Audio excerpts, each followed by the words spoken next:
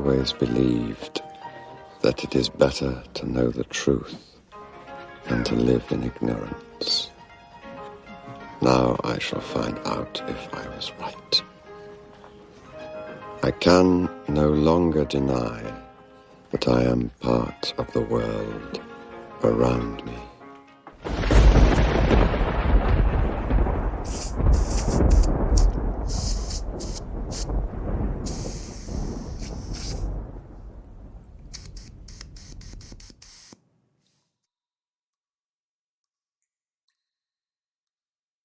Ooh-wee.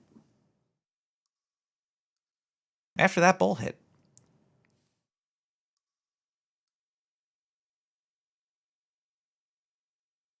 I think I agree with him.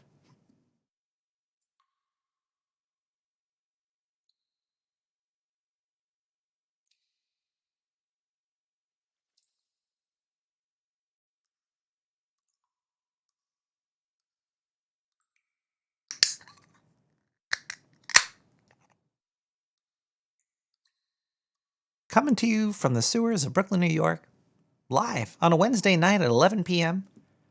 11:05 now. Fuck me. Episode 325 of Nick the Rat Radio is occurring, is happening, or has happened, is currently is.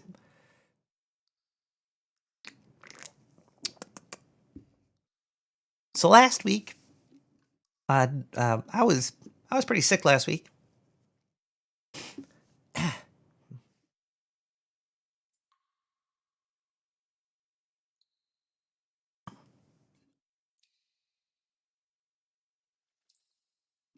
And I still am. Last Wednesday after, actually it was Tuesday after the State of the Union, I started getting like a fever, and that's how I felt Wednesday night last week. I had like a heat. I had some heat flashes, and my body was hurting, and I was shutting down. And then Thursday, I still kind of felt like shit, but I was getting a little bit better. But between Thursday and Friday, I just noticed I was noticing the poop situation. The poop situation was becoming a very explosive and moist. That's all I could say. The walls in the sewer might have changed color over the past week, but that's not what we're here to talk about. Even though we are going to be talking about bathroom horror stories, but either way, then I went from that feeling on like Saturday to like into like a Sunday, Monday. I had like a sore throat. My throat got sore after that, and now on Wednesday I have no more sore throat, but I do have a tickle in my throat, and when I smoke weed, it makes me cough a lot, more than usual. So that's where we are now currently as a host of Nick the Rat Radio. But as I did allude to, tonight we'll be talking about bathroom horror stories. So if you have a bathroom horror story, you could call 917-719-5923. We can discuss it on the air. I figured the bathroom is probably one of the most haunted rooms in the house. It's got to be. There's a lot of shit goes down in the bathroom. If you know what I'm trying to say. So I figured that would be a pretty good topic for tonight's episode. Even though we got a lot of stuff happening. Diane, did we have any stories to tell? No, about the bathrooms. We can't just have the show topic as bathroom horror story. Not have. No. I got some stories we could talk about bathroom horror. Everybody has one. Who doesn't have a bathroom horror story? If you might want to check your pulse if you don't actually. So you should probably call that number. Not that one. That's the PO box. It's somewhere over there.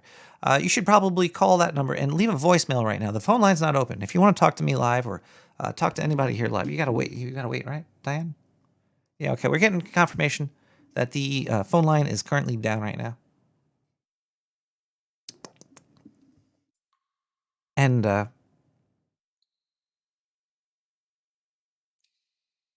I shaved my ears again. Yeah. Either way, we should start the show off how we usually start the show off, by playing some music. Now tonight, first song on the show is a very special song. That's all. That's all I can say.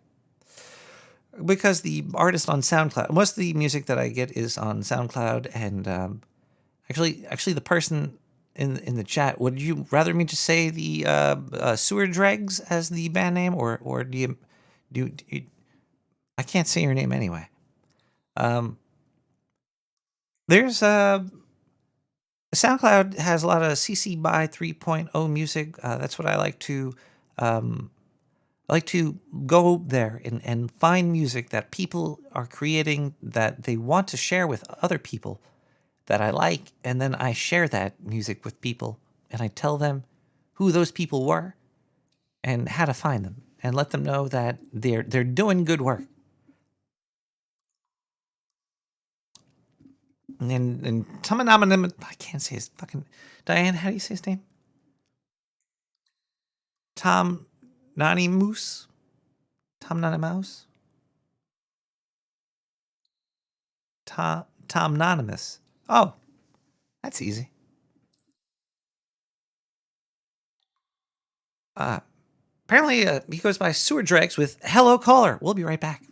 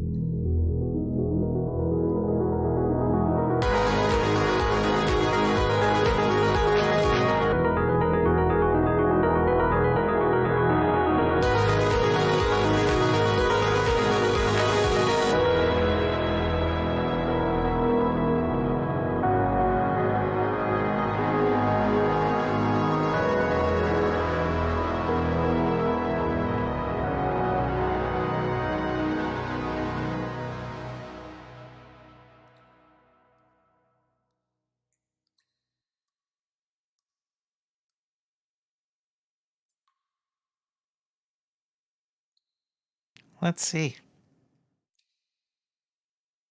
Oh, okay, yeah, but I might have told this story before. I don't know if I did, but ow. About the ghost that kept going under the stall. That's creepy. There was a bathroom, stall, and feet were hanging off the edge of the toilet. I was looking down. I kept seeing. I thought it was toilet paper, but like under the stall, there something came out. It was shaking around. Maybe we should take some phone calls. 917-719-5923. I think the phone line's open. Diane. Oh, I thought there's gonna be bathroom horror stories. I could just tell people what like happened in bathrooms. So I was kind of. We're gonna take some phone calls. Wait, do we have any voicemails? I think, yeah, we have voicemail. Here, 917-719-5923.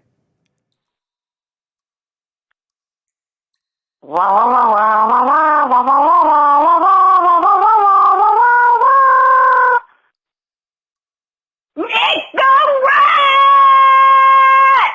Woo!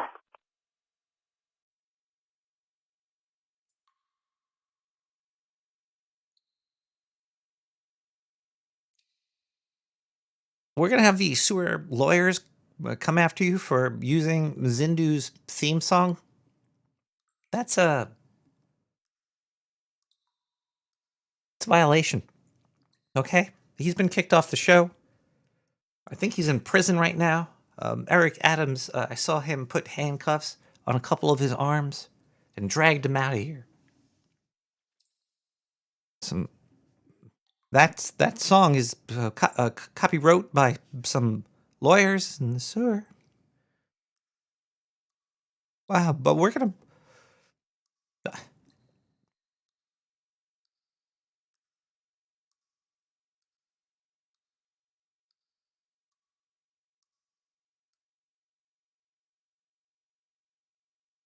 Zindu's gonna get it. 917-719-5923.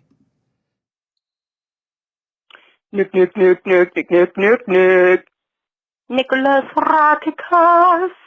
Nicholas Ratikas. Nicholas Ratikas. Nicholas Ratikas. Yo, hello in the sewer. Yeah, so I don't know what you're going to discuss tonight, but I wanted to call in and ask you some questions, see if there's a good time to do that. I will feel it out, figure it out. And maybe we can hear Zindu. That would be fan-fucking-tastic. You know who doesn't call in enough? I gotta tell you, I actually am a fan of Matt the Cat. I mean, I know he can be an annoying, in some ways, user, and sorry, Matt, but me too. I can be pretty annoying too, clearly. I have some people who have blocked me on NAS in this community, very prominent in this community, and well, you know, fucking tough shit, tough titties. That's life.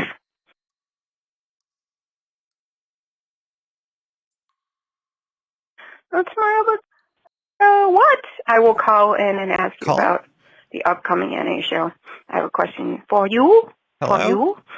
I hope you're having a good night. And don't drink too much, okay? Don't drink too much. I would love to see you toke up again. Oh, God. I do not get to see you toke up enough. And, yeah. It's beautiful when you do it on stream.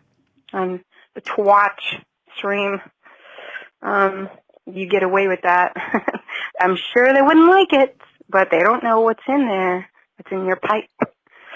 So, yeah, it'll be great to see you toke up. And anyway, yeah, I just want to say I haven't heard from Sir Chris Wilson in a long time here on the stream. I haven't heard in the voicemails or Matt the Cat.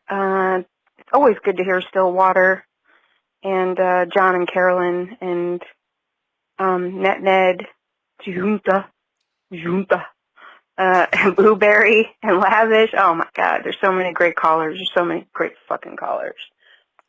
Anyway, yeah. So I just wanted to say hi, and I hope to talk to you later. I'll feel it out. Go with the flow. Go with the sewer flow. The sewer flows mightily and mayily. Stupid. That was stupid. I know. Mightily and mayily is ridiculous. Have a great night. Caller, I was about to answer any question you had until you said you I weren't have here. to, Whoa! I have to comment on what a caller you got. What a caller you got, man. Wow. She is really quite the caller. You get quite the caller there, caller. All the callers are great until Zindu comes out. I mean, Zindon. That's... Well, like none of the blood goes to his brain because all the blood's going to his, He's got a lot of appendages. Yeah, his organs. Caller? Yes. Do you have yes, ma'am. A bathroom horror story?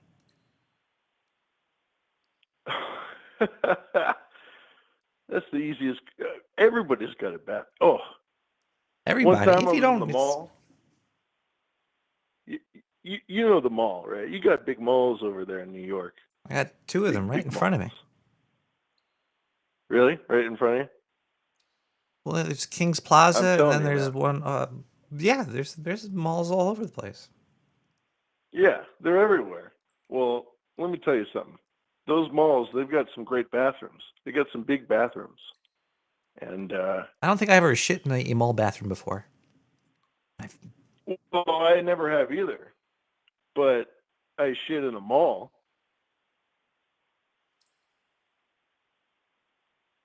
You know where I'm going with this?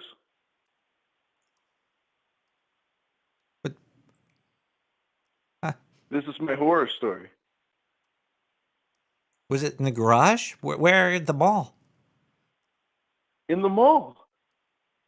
I was walking around the mall, and I shit myself. And so I had to go to the bathroom. And so I went to the mall bathroom, and I cleaned up my... Yeah. Did you have Thai food at all before this? No. There was one time I was eating Thai food. I wish.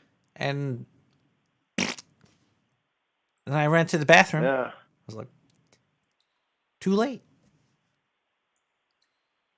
You got tied down. Is this why underwear it exists? Because if you didn't have it, it would have went all over?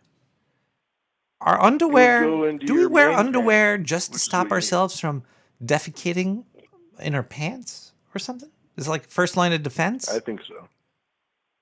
I think that's a perfectly appropriate observation to make. I think you just got to keep it contained because you need a line of defense. Did any fall out on the way to the bathroom? Fall out? Are you kidding me? You've been listening to my story? Oh my God, I shit myself in the mall, Nick. Well, yeah, but you were wearing underwear, right? Yeah, I was. Did the underwear contain... But this wasn't ordinary. This was a real mudslide here. I'm talking the real deal. Did you did you go back and get like whatever you needed? Your like a white shirt or something? Video game? Every time I'm at the mall, it's not me that I'm not there for me. I'm there for someone else. So, mind you, I wasn't very old at the time. I was probably I wasn't very old. I was, I don't know, 30 something. It doesn't matter. But it was a long time ago, and I wasn't there for me, Nick. I was there for someone else. Caller, I have to let you know something though. What's that? You didn't shit yourself in the bathroom.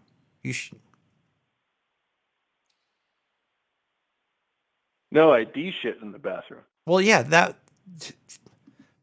That's not a bathroom horror story. That's an outside of the bathroom horror story. If he was like, "Oh man, I gotta shit," and he got to the bathroom, then shit himself in the bathroom, that would have been a bathroom horror story. Sorry, caller, but that was a good attempt.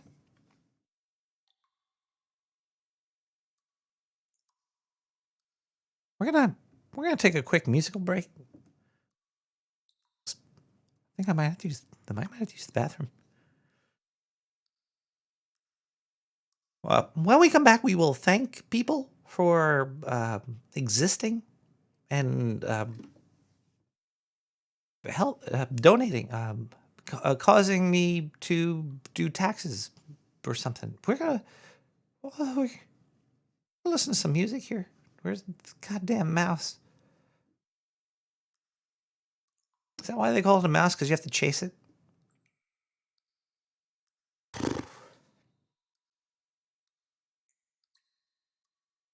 Rex Lambo with Come Back.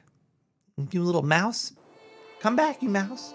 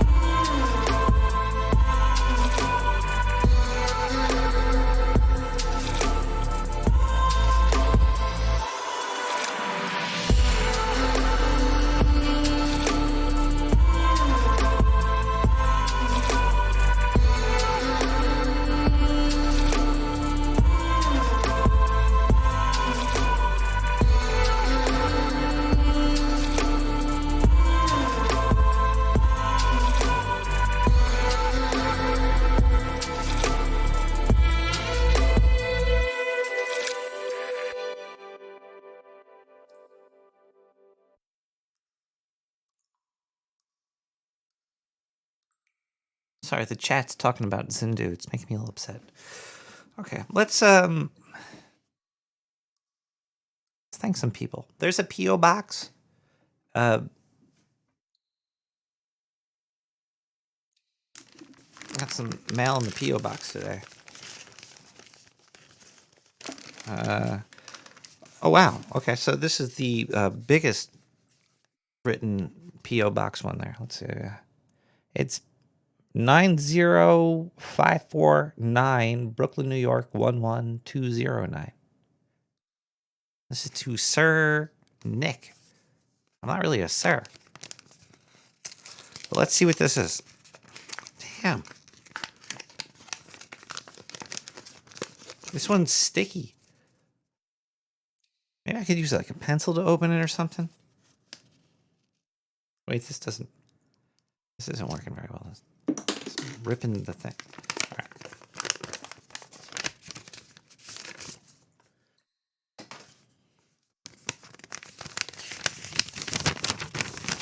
It's like a puzzle. Whoa.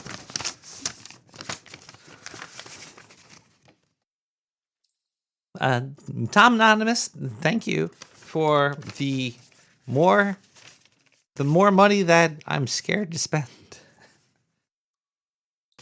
Who I'm gonna be that guy at the grocery store with the $2 bills, just like buying everything there with. We got $4.20 in $2 bills. I got a stack of these now.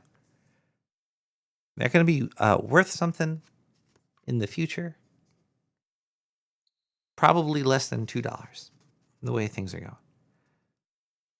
Maybe I should sell them now. Liquidity or something. You gotta change the cash into something worth more money right away. Like maybe I can make it into grass or I don't know. Excelsior. Tom Anonymous. Thank you, Tom. And that was a great song that you had. Very, very happy. Where's the videos? Okay, we got another email here to the P.O. Box. Let's see if I could do some ripping. Oh, that was a good one.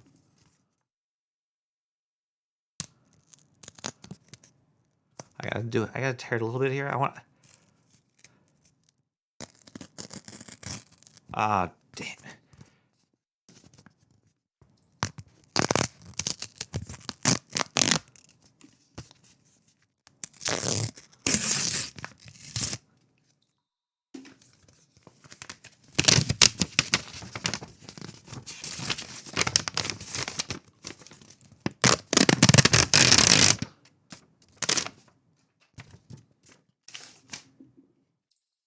$5 from Sir Crossstitch. Thank you for your show, Sir Crossstitch.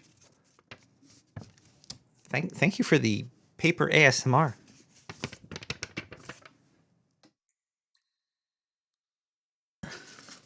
We got more here. Fuck.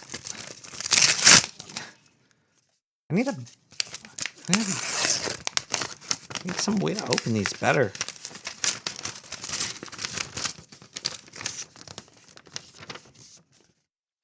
Thank you, Sir Crossstitch. We have a Sir Mike Roch.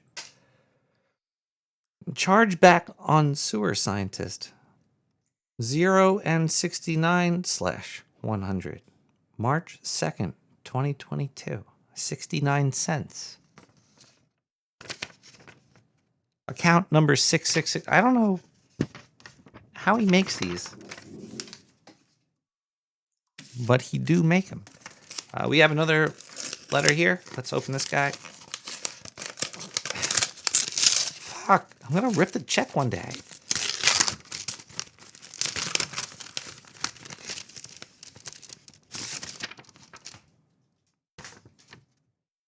Maybe I should rip the check. This is another one from Sir Mike Roch.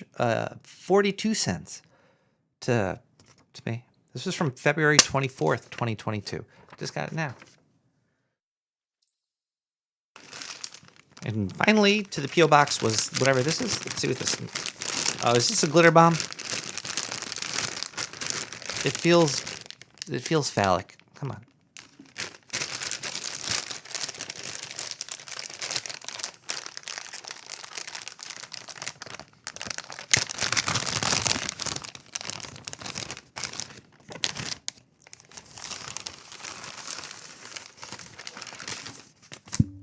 Oh, it's a gift receipt. Thank you for the send a note. Let's see, was there a note?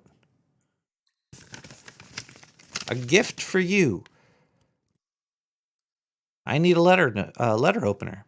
Nick the Rat. March 2nd, 2022 from Servo.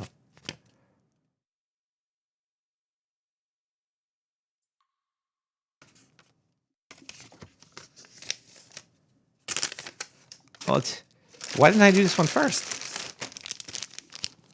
Whoa. This looks, I might accidentally cut myself with this thing. Let's see.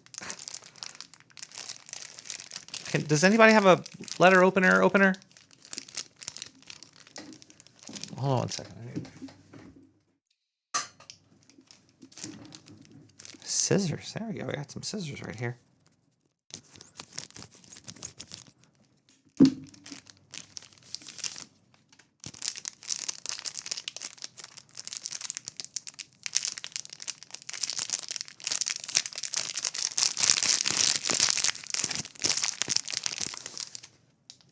I wonder if this is real bamboo. Is that still okay to have? Whoa. Whoa. I'm about to open this here. Whoa. It's like a little sword. A color?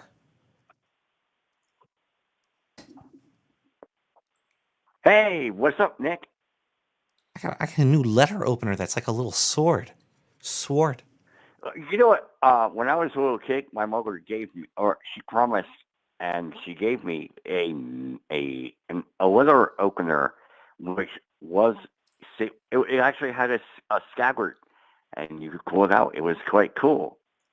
This one has one too. So, caller, you're on the air. Oh wait, I'm sorry, I'm the caller. Oh, does it make a cool noise when you pull it out real quick? Yeah, it actually did. That's why I was listening because remember I'm totally blind, so I was like, "What the hell is that noise?" Do you hear this? Yes, I can. Please do not tell me that's the sound of you playing for yourself. Oh my God! I'm playing with my sword. Scabbard. Put that away. So let me. I want to ask you something. How are things beneath the shores of Hampstead? Because I know you're over in New York, but over in the UK. I'm just curious. The shores of Hampstead. Do you any rat friends that communicate through some kind of tunnel? We could, but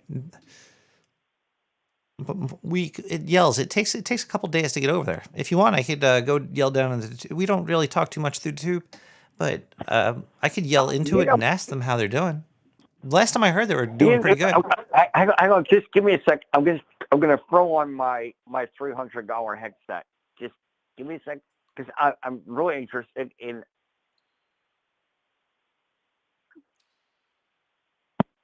Hey, can you hear me? Yeah, I'm about Hello, to ask the question. It's gonna take a while to get the answer back, but let's see. Oh, how does that work? In Hempstead. All right, now we just have to wait for a reply. It's gonna take a little while, but. No, well, you know what? We don't have to. Okay, can you hear me now? Caller? I was going to say, so I just switched over to my headset. Can you hear me? Caller, are you there?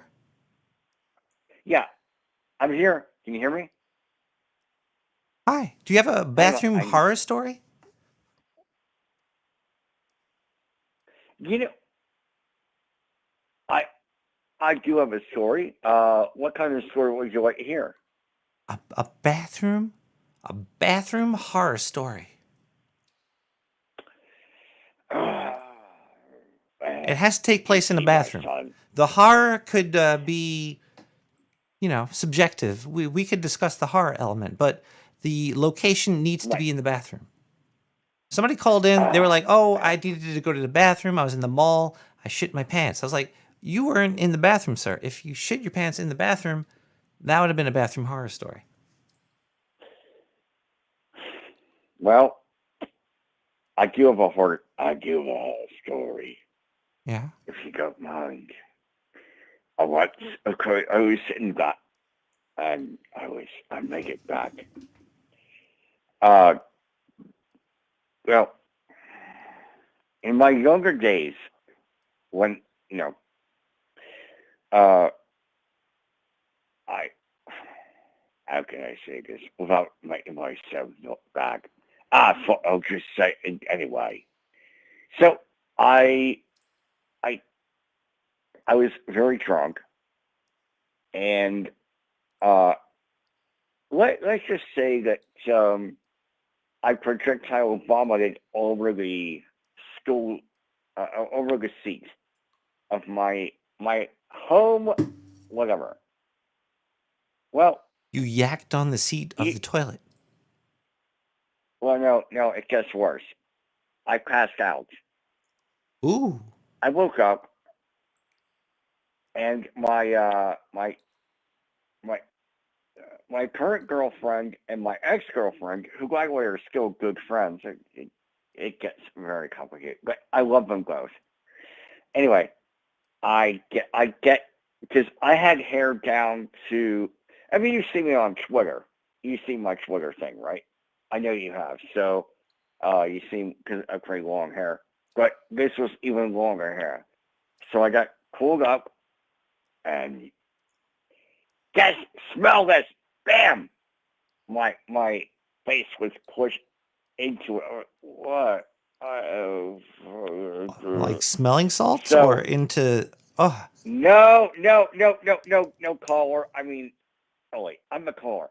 No, I'm telling you, I was the one who had puked all over like the shit had congealed for like 10 hours, and I had two angry women that were telling me that I needed to clean my shit up, and it wasn't even shit, caller. well, it was. It It was. was It was 10 hours though. That was a pretty good long sleep. it Did was you feel refresh? You probably still wanted to hit the sack, but well, look, I just woke up. Like I'm using 10 hours as kind of a loose frame, but it probably was because I was like, because I don't normally do what I did, and I got into a beer drinking competition, and we were drinking really high end beer, did like you have IPAs and stuff. a floor? Was there a floor mat in the bathroom? Was it like a rug, a shag rug, or a spongy No, type of thing? no, the whole thing just went all around. It was, No, dude, I'm wondering no. where you were sleeping. Were you sleeping on the toilet seat? Was the toilet seat cushioned? No, I was curled. I was curled up with my girlfriend. My hand, because we were sleeping a single. My hand wrapped around her boobie. Nice, because she was the mother of my child.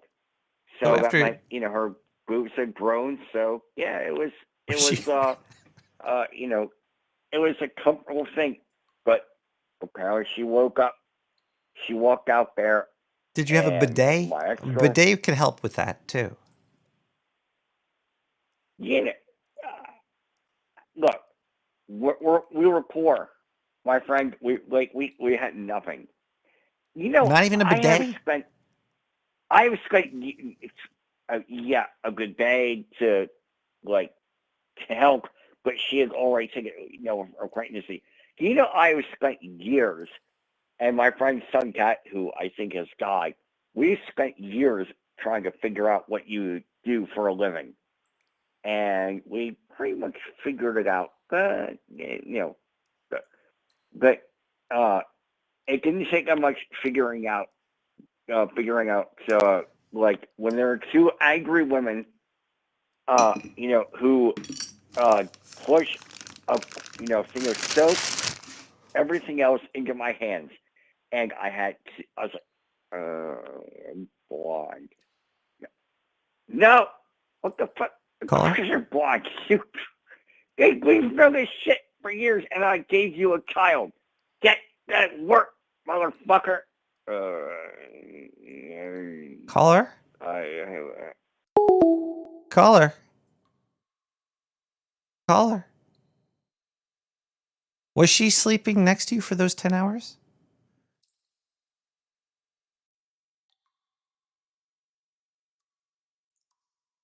Sarvo, thank you for that. The letter opener. This thing's awesome. I was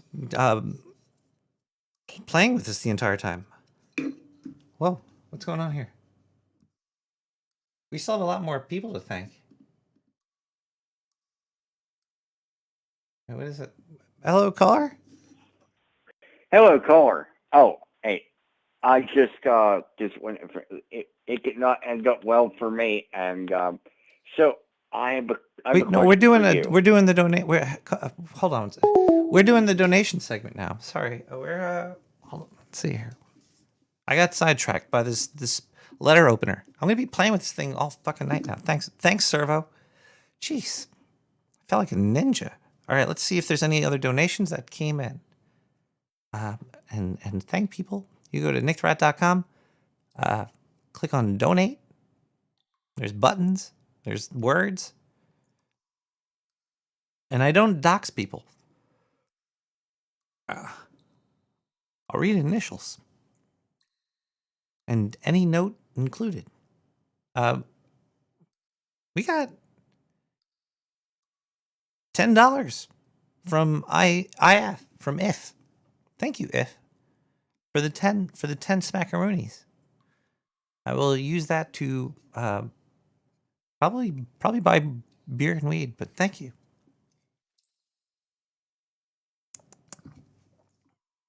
We have okay, here we go. 12. Get well soon, Lavish. Well, Lavish, I will. I'm almost well. I like to take those vitamin C packages with all the powder in it and just chug it, and then drink some water after that. It looks like a big old phone there. But thank you so much, Lavish. We got a couple more donations here. We have another 10. What the heck? I'm gonna have to switch to something new other than beer and weed with all this money. Maybe the stock market. GS with $10. Thank you so much, GS. We have 2 more donations here. Another 10.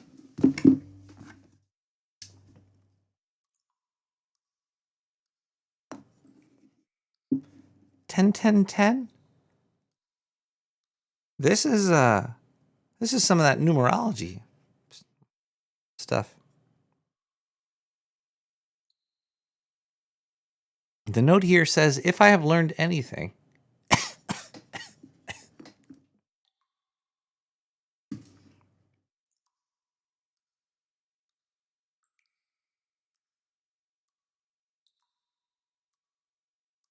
it's that dead air makes great podcasting. No, it says,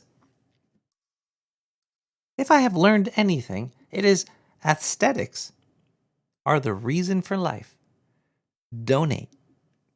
That's from IF again. So it looks like IF did or was it the same IF? I can't dox people.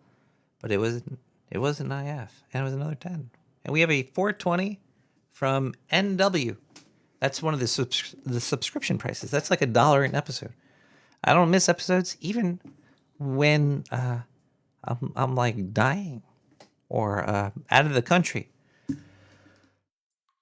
I did have a ex-friend that hosted. I don't know what day. I don't know what episode it was, but I was in Ireland and he did an episode playing all classical music. It was a very strange episode. I listened to it live to make sure he wasn't lying about doing it. My friend's dead to me now. We also have Twitch donations. If you have a Prime account, you could give me a free like $2 by clicking a subscribe there. It's free if you have Prime. You probably have to put your email in. Let's see if anybody has. Let's see here. On Twitch, last week Anonymous Gifter was passing out tier 1 subs to everybody. Thank you so much, Anonymous Gifter. Then we had a follow by Lee Yowie, and then Quirk is resubbed with Prime. 20 months, an hour ago. Love your stream, and you are the one possum creature. And you are one possum creature. Thank you, everybody, for donating. Astics. Thank you, everybody, for donating. Yeah. You guys are great. Sewer chat's great. I see all your names. You're more than just little digital signals. But the robots, those guys are maybe more real than you because they're all over. There's more robots than people I know. I know more. Actually, I do. I do know more robots. I got a clock, a computer. There's a recording booth and a hot tub over there. It's got connection to the internet. It's gonna be scary when they start to kill us. We got Mio Seg with War of the Robots. The atmosphere here tested above minimum, but the garden species cannot live due to excessive nitrogenic gas compounds emitted in our preliminary diagnosis.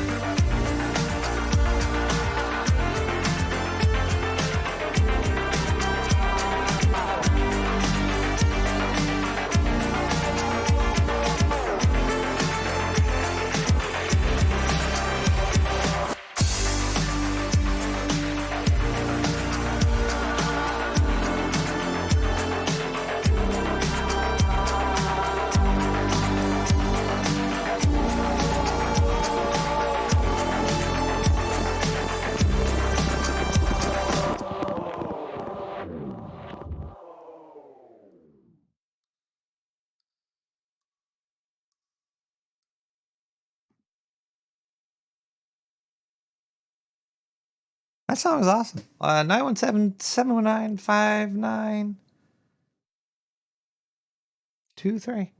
Blood rolls over, we'll all be dead.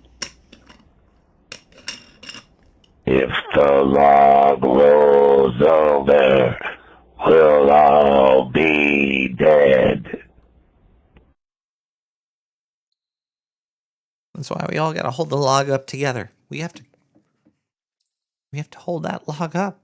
And as everything unravels and separates and falls apart, we have to make sure that we come together to hold the log so it doesn't squish us and kill us all. I understand you, caller. A caller from Tuva? It kind of reminds me of this thing. Hold on, I'll watch it.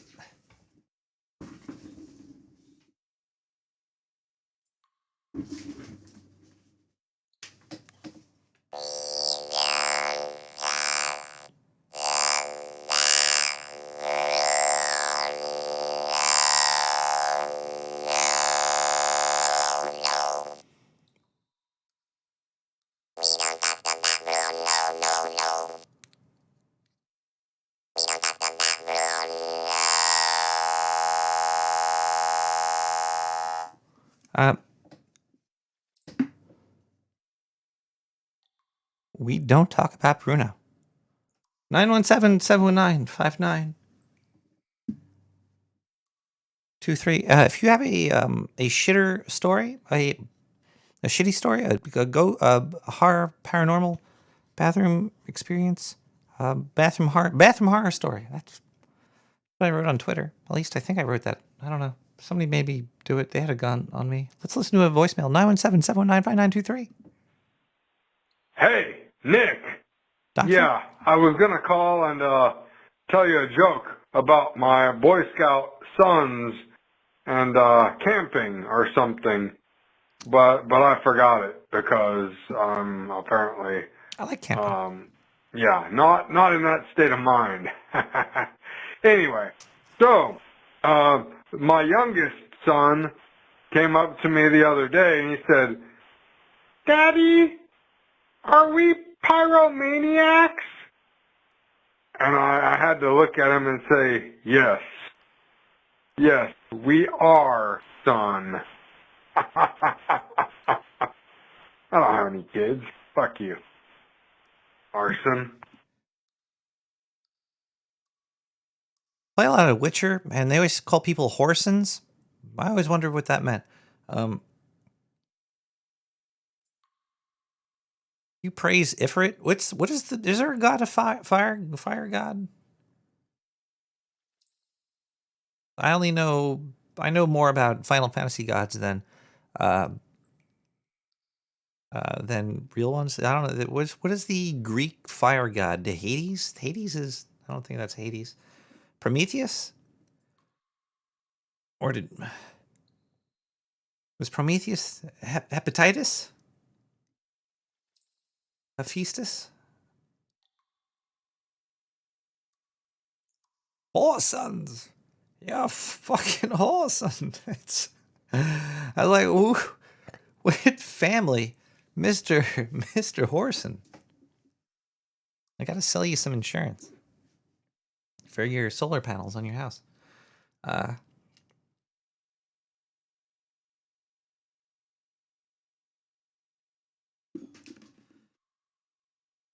It'd be nice if the mixer... Can we move the mixer to over on this side so the wire doesn't come choking me? You trying to kill me in the sewer?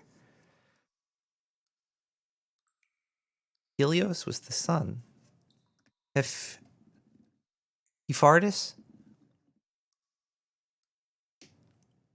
You guys in the chat, man.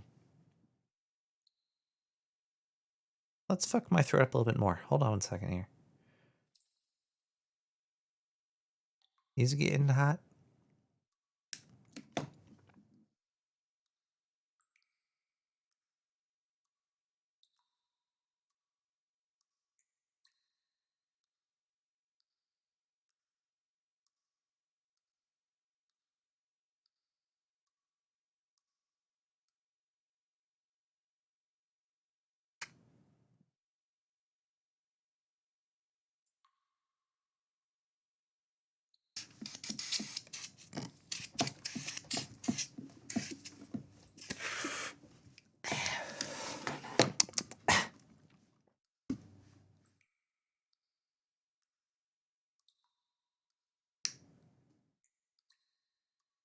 If you had a question, you could call and ask now. It's almost midnight in the sewer. That's usually when I am most open to answering questions, I guess. 917-719-5923. If the log rolls over, we'll all be dead. If the log rolls over, we'll all be dead. If the log rolls over, we'll all be dead.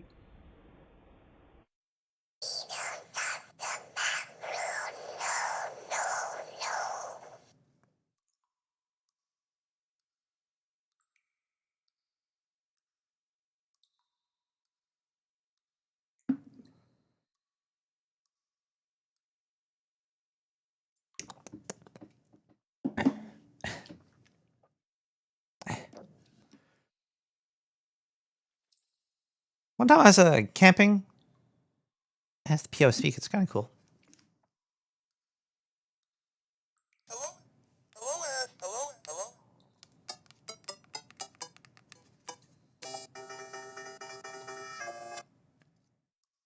You could record stuff, so it's like what was that? Nick the Rat Radio is it's okay. Nick the Rat Radio is it's okay. You can do weird stuff. Okay, what am I talking about here? Somebody was talking about camping. One time I was glamping at like a music video game music festival. It was a Magstock. I think it was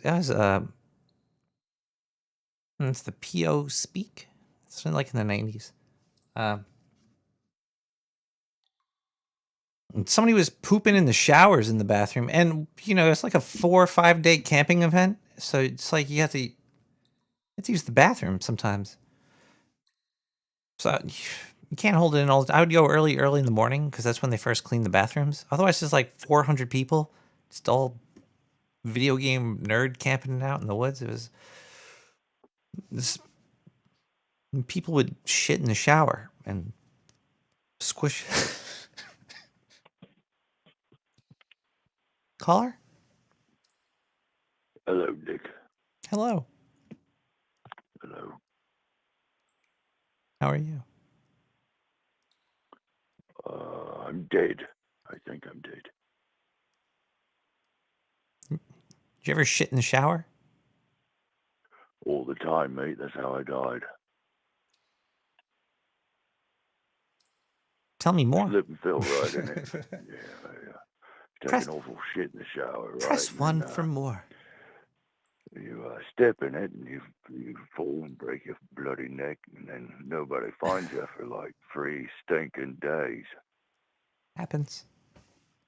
I'm sure that's happened to a lot of people out there. An embarrassingly large amount of people, I would say. They're all here. Heaven's a lot shittier than you think it would be. You're calling from heaven?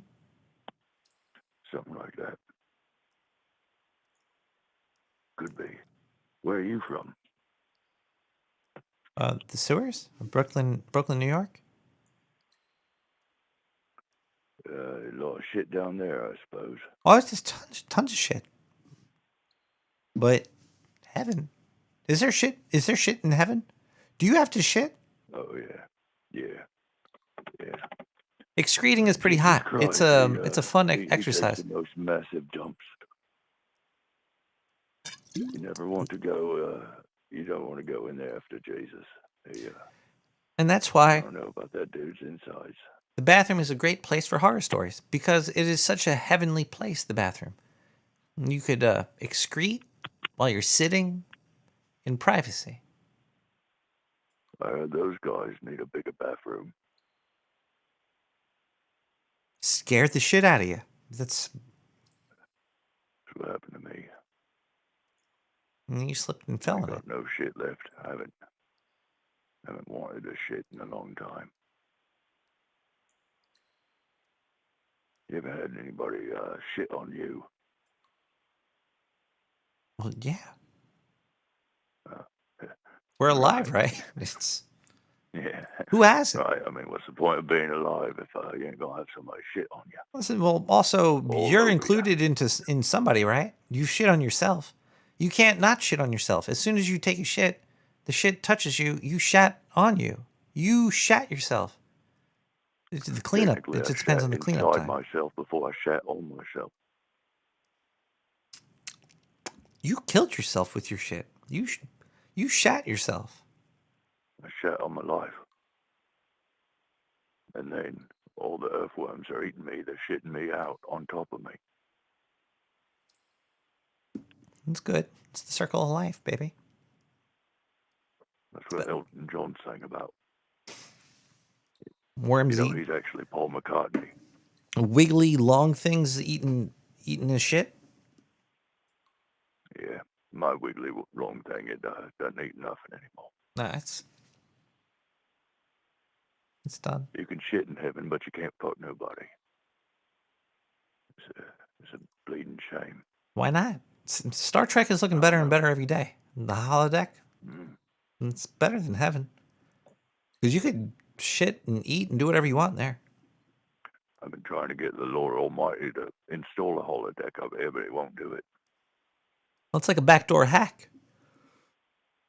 Well, you could do all the backdoor stuff you hack can't means something do else up in here. heaven in the holodeck. So you just install a holodeck in heaven and upgrade. I think heaven's it's a holodeck itself, and whoever programmed it is a real asshole.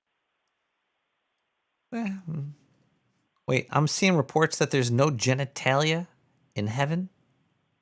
That's not true. You got them, but they don't work. Oh. And in heaven, they're not sexualized like they are on earth.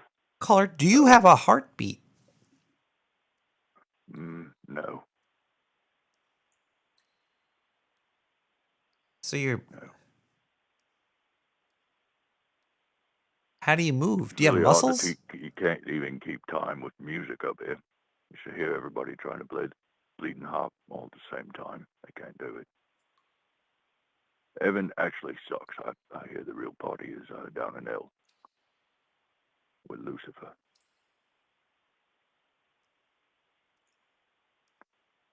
What, are you some sort of musician? No. No. Chimney sweep. I was. Yeah. Which is actually a euphemism for a male prostitute. Really? Oh, yeah. I'll sweep Oh, you to me man. anytime. Now I feel like an asshole because some kids were running around the neighborhood and they gave me a card that said that they were chimney sweepers. And I took the card. Am I going to get arrested? Fuck. Oh, yeah, you're right. You're a pedophile now. You got yourself on a watch list.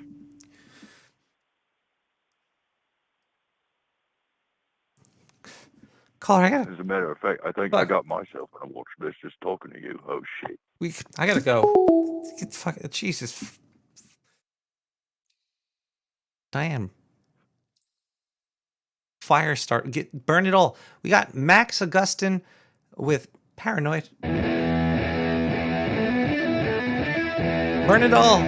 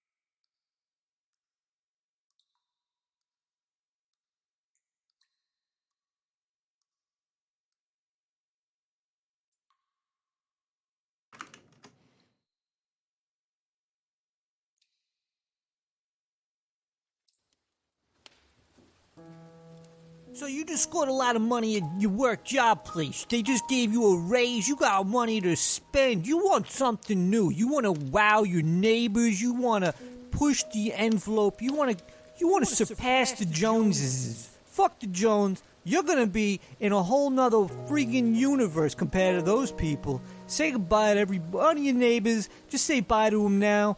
Take a shit on their lawn and wave goodbye, because we have a product for you tonight. We are selling Eternal Flames. Yeah, it's been under the wraps for a long time. These wraps must be nuclear thermal or something, because these flames are hot. They never even burn out. It's like a lighter. You see, it's right here. Hold on, let me grab this thing. But the thing is, it never runs out of gas. It's like an eternal gas machine. I don't even know how it works, but I had this lighter for like at least a couple days now. Never ran out on me. I use it a couple times a day. Eternal fire. Only from the Dark Sewer Network. It's like space age technology. It's fucking crazy. Buy yours today.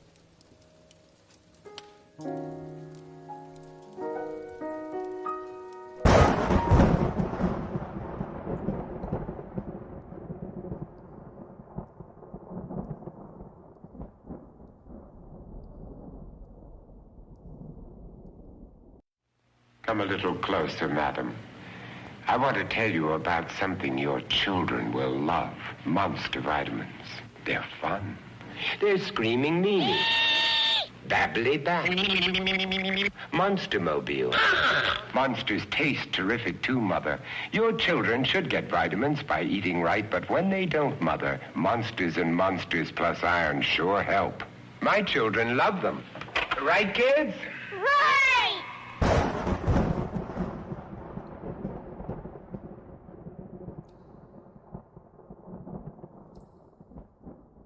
The vitamins are always weird. It's like, can you live off vitamins? You just drank water and had vitamins, could you live? I guess there's no protein vitamin. Other than the soybean.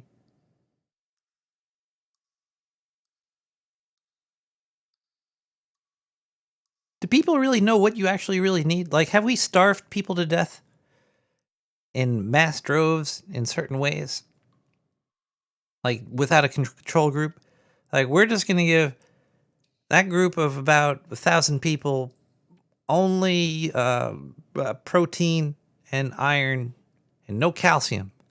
Fuck, those are the no calcium fuckers over there. They ever do that? The Nazis have? Just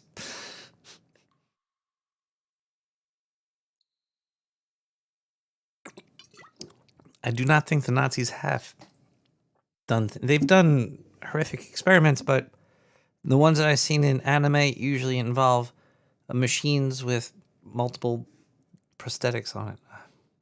Good night, Tom. Thank you for the music. And the 420 Bubba. Please for the 420 Bubba. Fucking wait, we're not talking about. But their vitamins always have the not approved by the FDA on it. But then there's the food triangle, which is made by the FDA. I'm very confused as a citizen of Earth. Being a citizen of Earth is a very confusing thing. It's like this right there. That fake shit is real, and that real shit's fake. And we're gonna switch it whenever we want.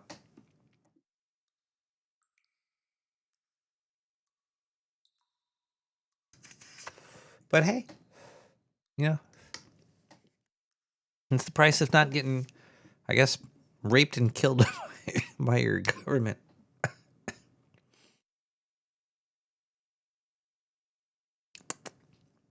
Boy, oh boy. Bathroom horror stories.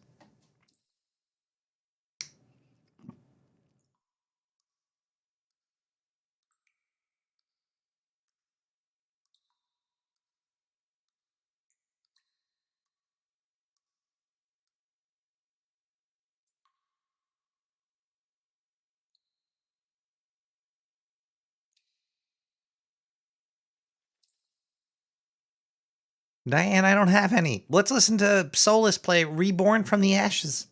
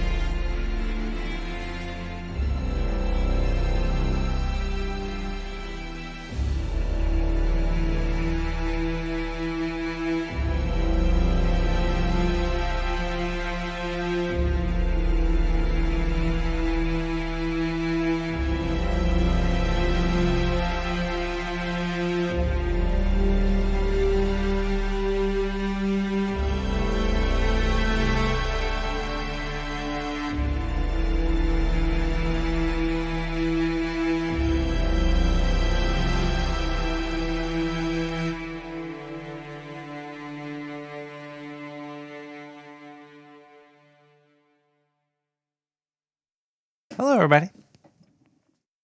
Sorry, I'm still a little under the weather, so sometimes I need to hack out and then whack out. Oh, we're talking about video games in the chat.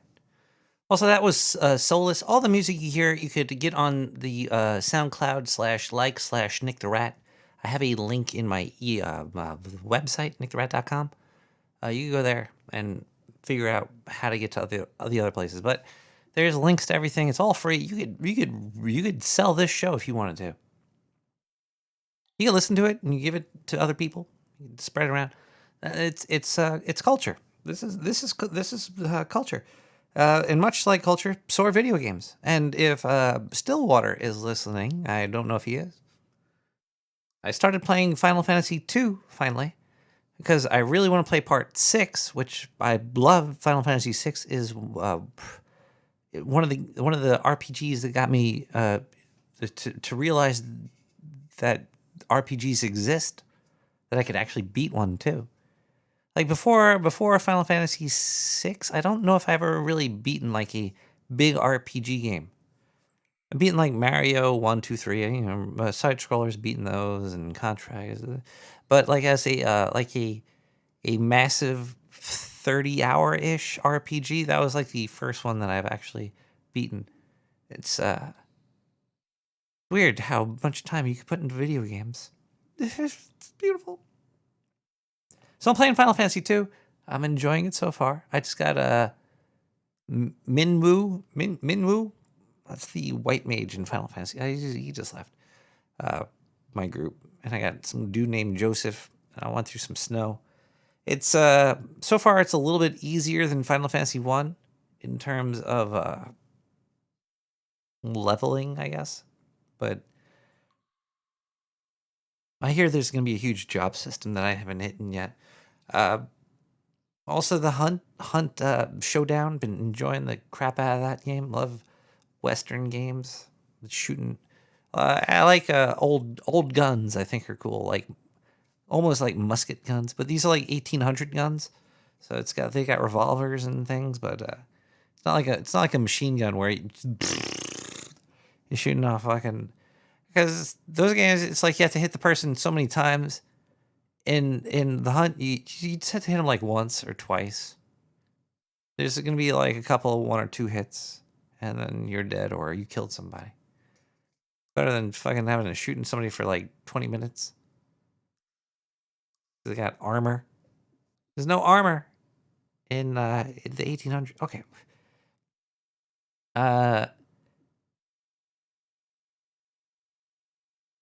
Vampire Survivors was a short game that I played a lot.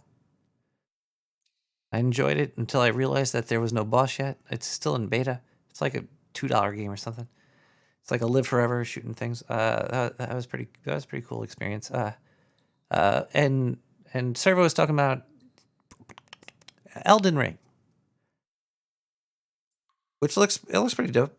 It's open world. You run around. You level up your dude. You do your thing. Looks great. But yeah, it's only so much time in the day.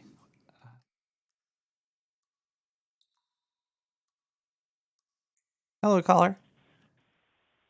Hello. Hi. So, do you recommend, what was it, Hunter's, what? No, the Hunt Showdown. It's a 12 Showdown. 12 player multiplayer. It's kind of quote unquote hardcore, but not really. Are they trying to sell it off like a... I have shot a gun before. I've shot a shotgun before. Also, like What's an that? MP4. Somebody in the chat was asking if I ever shot a real gun before. Have you shot a real gun before? Yeah, I've done skeet shooting with a shotgun. Okay. And then Did you enjoy I shot like a 9 caliber. It's yeah, guns scare me less than knives and stuff. It's weird. Huh. Like if somebody's like I'd rather shoot a gun than throw a knife at a wall. Well, yeah. I mean, throwing a knife at a wall and having it stick is a little bit harder. It's harder, and also there could a lot of shit could happen with throwing a knife at a fucking could bounce back. There's a lot of scenarios where it could go drastically wrong. I think there's more scenarios where more wrong than a gun shooting at a gun. So, do they have like the axe throwing places? Yeah, there's. I won't do above that. the sewer. I'm not doing that shit. I've seen stuff happen. It just looks like that's like not the place to go. I'll play darts. Sure, darts. Yeah. Whatever. If the dart bounces off, it's not going to come flying back at me and hit me in the fucking whatever. And I've seen stuff on TV where it's like, oh my gosh, like that could come back and maybe chop off an appendage of some sort. Just make it further away. Like I don't know, whatever. Well, you can't do it further away. Well, that or I do it outdoors, out in an open field. It's cold out. You got room to jump out of the way. Caller, do you have any bathroom horror stories? The earliest one that I can remember was going to visit a great grandmother of mine, and she lived in a nursing home, and I had to use the facilities to go to the bathroom. I went in there and got ready to go to the bathroom, but was going to sit down, and decided to turn on the light. There was a pull cord.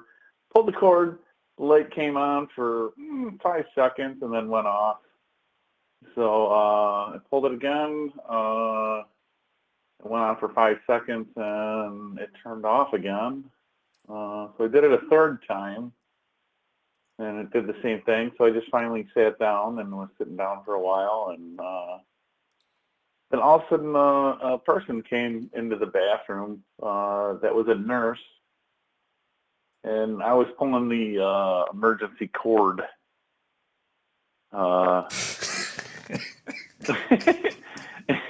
And she came in, I guess, and insisted to go into the bathroom, even though my parents were telling her that it was I in the bathroom and my great-grandmother. So she came in and saw me chopping a squat. So it's like, Everybody came in. I was like, "There's an emergency in the bathroom."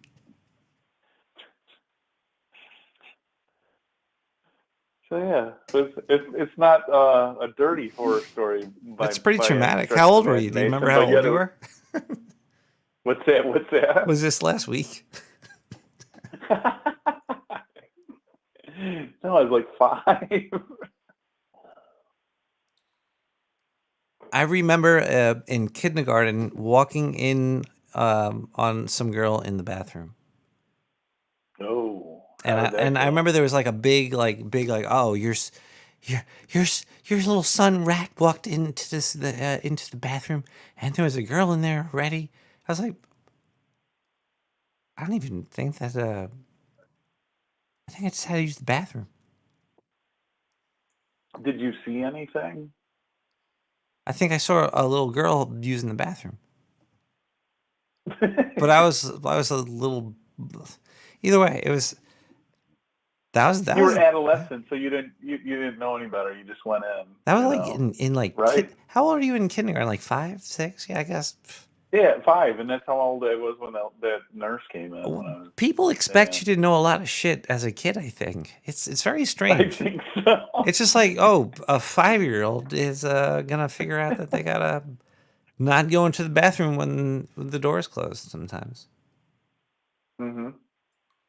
Or something, or not to pull that cord. That Especially cord's not the light. I mean, you probably spring into it when you're a kid, when you're at home without. It's not like I had a gun. I didn't like kick in the door and waving a gun and demand tax money. Using my bathroom. Now. I think I was like, hey, I gotta pee. Fuck.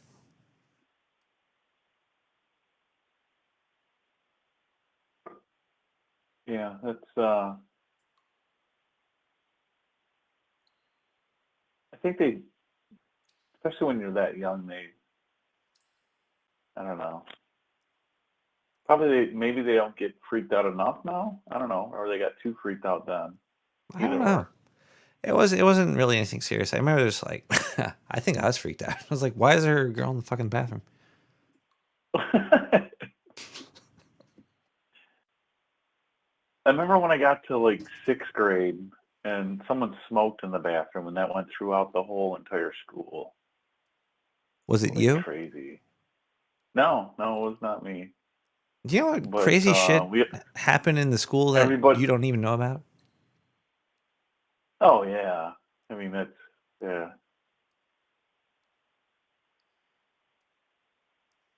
Like what? Any drug deals? Oh well, not in elementary school, but definitely in. Are you sure about that? There might be drug deals happening in elementary schools.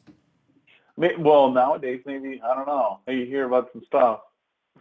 Yeah, like, don't they give like 3-year-olds Ritalin and shit now? I don't even know. I don't know. I think I just heard something about like a kid in like 4th grade like was dealing drugs or something. I thought I just read a story about something. Whether that's N5M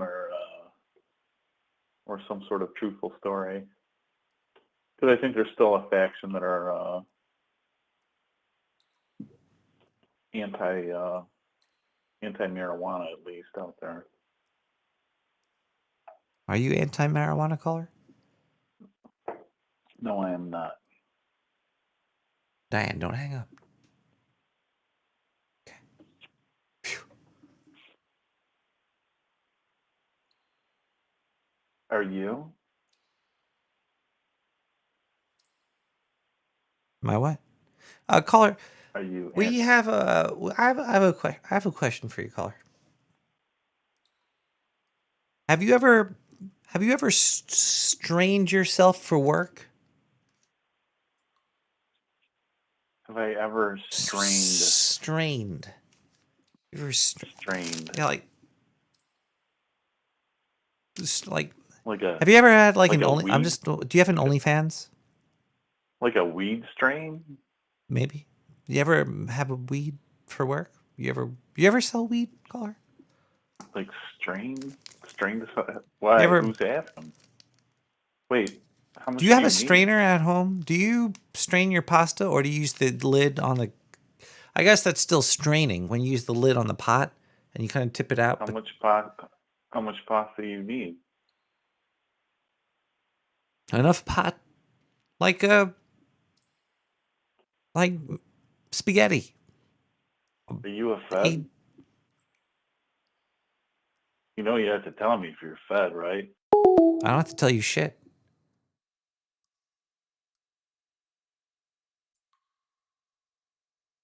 Beyond Bedrooms with 5120 stereo.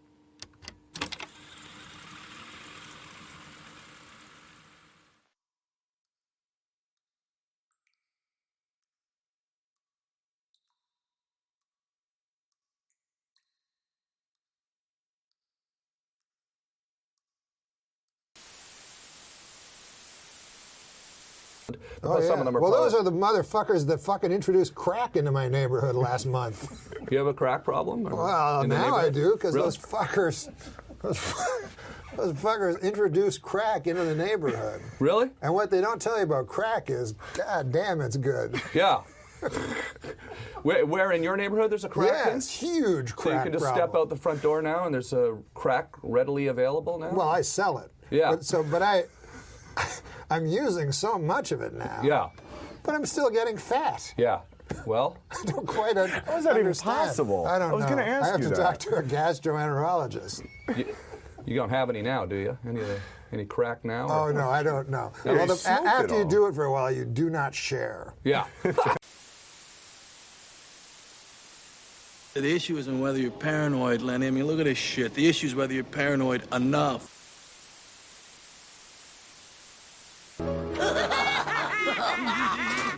Idle teens at 1 o'clock. Intercepting in 3, 2. Sup, guys? Heard the new rap CD? Yo, I don't know what I dig more. Hip-hop, crunk, or serving my country. Are you guys hitting on us? No, man. We just want to talk to you about something near and dear to us. What, being gay? Close. The Army. Because of exciting current events, the Army needs new members. New members who want to earn money for college and see a part of the world that tourists never go to. Doesn't the Army have to fight in wars? Not wars, global struggles. You guys like globes. Let's go, dudes. Damn it! Even the dumbest teenagers in the dumbest town in the dumbest state know better than to join the Army. Well, we'll just have to go younger. Everybody grows up within a culture that tries to teach them that the way our culture does things is the natural way, ordained by God. It's the only rational and sensible way. And all other cultures, all the damn foreigners, are all crazy, dirty, degenerate, and subhuman. And they also, every place you go, they also believe tourists are a curse invented by God to punish us for our sins. The reason tourists appear a curse invented by God is that tourists don't act the way people are supposed to act. If they come from Germany, they don't act like us. They act like Germans. If they come from Ireland, they act like Irish. If they come from Japan, they act like Japanese. They don't know the right way to act, which is the way we were taught to act. Now, I have pondered all my life, all my adult life, why do people spend so much time on the singular occupation of making life hard for other people? That is to say, why do people put so much energy into trying to put other people down, to find nasty things to say about them, ways to criticize them, ways to humiliate them, ways to make them feel like they're one step down? Well, according to most standard psychological theories, people do this because they feel insecure. People who feel insecure are trying to put other people down. That makes them feel a little less insecure because they put somebody even further down than they feel. Okay, that theory sort of makes sense, but then you look around and you see how much time people spend trying to put one another down, and the only conclusion you can come to is that everybody feels insecure. Human society consists of a bunch of people who basically have this program, which the great New York psychologist Albert Ellis defined way back in the 50s as, I am a no good shit. Ellis I regard as my great predecessor in using honest language in books about psychology, describing the way people really think and feel. I am a no good shit. That is the basic program that most people are operating on. The second program is, if I pretend hard enough, nobody will guess I'm a no good shit. And the third program is, the way to do it is to convince everybody else that they're no good shit. The people who become most adept at this find an ideology which allows them to go around correcting everybody else all the time, which explains why there are so fucking many Marxists in the world, even after Marxism has totally collapsed everywhere outside of China, Cuba, and Pacifica Radio. Marxism is basically a maneuver to put other people down. You just wait for them to say something. You got a long list, and as soon as they violate one of the taboos, you jump, aha, bourgeois thinking. Male chauvinism, whatever is the latest thing. And Now, why are people so devoted to putting one another down? Why do they all have this basic program, I am a no good shit? Well, infants are born without any culture. Every infant, as Bucky Fuller once said, is born naked, hungry, and intensely curious. And that's about it. Naked, hungry, and intensely curious. So the principal role of parents is to take this naked, hungry, intensely curious being and persuade it, cajole it, browbeat it, terrorize it, or one way or another convince it that the way we do things in this tribe is the natural way ordained by God, and anything you feel like doing or want to do or that seems natural to you, if it doesn't fit into tribal customs, you got to stop it right away. Now, most people have been so thoroughly conditioned by their culture that they really are horrified when they become parents, if they become parents. They really are horrified when they notice that their children do not have the tribal taboos firmly in place. The children are born without the taboos. They do all sorts of things that, according to social standards, are immoral, unethical, disgusting, perverse, and not the way human beings are supposed to behave. So the parents are really shocked. Oh my God, we gave birth to a monster. So then they put on more pressure. So the process of growing up from infancy to toddler to young child, getting ready for school, is a process of learning continually that you are a no good shit. And you got to learn to put on this mask and act like everybody else and repeat all the social customs, and then nobody will notice you're a no good shit. And this creates so much tension that people spend most of their adult lives still trying to recover from this by finding other no-good shits and denouncing them. So human society consists of a search and destroy mission against no-good shits. Let's find the no-good shits and get rid of them. In California right now, it's the cigarette smokers. According to George Bush, it's the pot smokers. They talk a lot about crack babies, but Judge Sweet, when he had his awakening or whatever it was and decided the war on drugs was the craziest thing that ever happened to this country and started speaking out against it, Judge Sweet pointed out that 70% of the budget for the war on drugs goes to the pursuit of pot smokers. So if they're so worried about crack babies, why aren't they spending 70% on fighting cocaine? Why are they spending 70% fighting pot? Well, it seems... I don't know. That has a lot to do with it, probably. Those of you who haven't heard about that, Eli Lilly provides the ether and other necessary chemicals that are used by the Colombians to process the coca leaves into cocaine. And Eli Lilly makes millions and millions of dollars a year selling this stuff. And George Bush and Dan Quayle are both major stockholders in Eli Lilly. So if the cocaine business ever fell apart, they'd lose millions and millions of dollars every year that they're earning right now. So when they start raving and ranting about cocaine, which is a drug I don't like, but when they start ranting and raving about that, one has to suspect they are not perfectly sincere. And that may explain Judge Sweet's figures that 70% of the money is actually going to fight pot.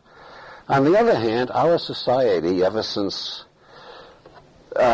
sugar became popular in the late Middle Ages, has been a rather wired society, a rather frantic, fast-paced, nervous, somewhat hostile society. Ask any non-white person on the whole fucking planet what they think about our society. They wouldn't say we're somewhat hostile. They'd say we tromp all over the planet murdering people. Yeah, I'd say we're hostile. This is known as sugar reaction, too much sugar. This society got so heavily addicted to sugar in the late Middle Ages, Renaissance period, that slavery became the biggest industry in the history of the world. They had slavery in the ancient world, but never to the extent that it was developed by Western Europeans in the 14th, 15th, 16th, 17th centuries.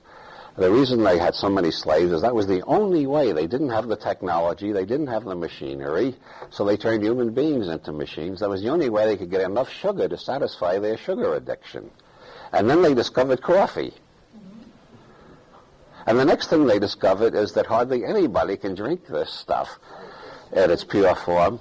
The only way you can drink this drug, which gets you wired and nervous and hostile, is to put sugar in, another drug that gets you wired and nervous and hostile. So we have developed a society based on everybody being wired and nervous and hostile.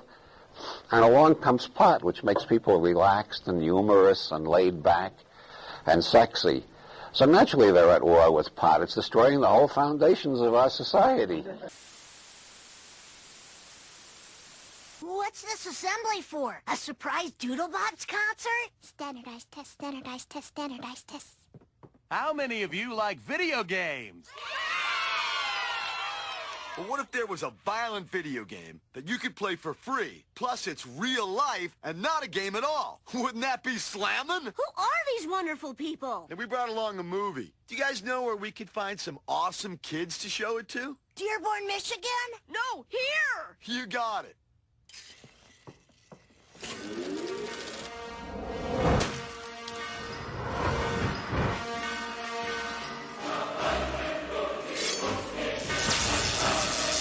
I'm imagining that night as me!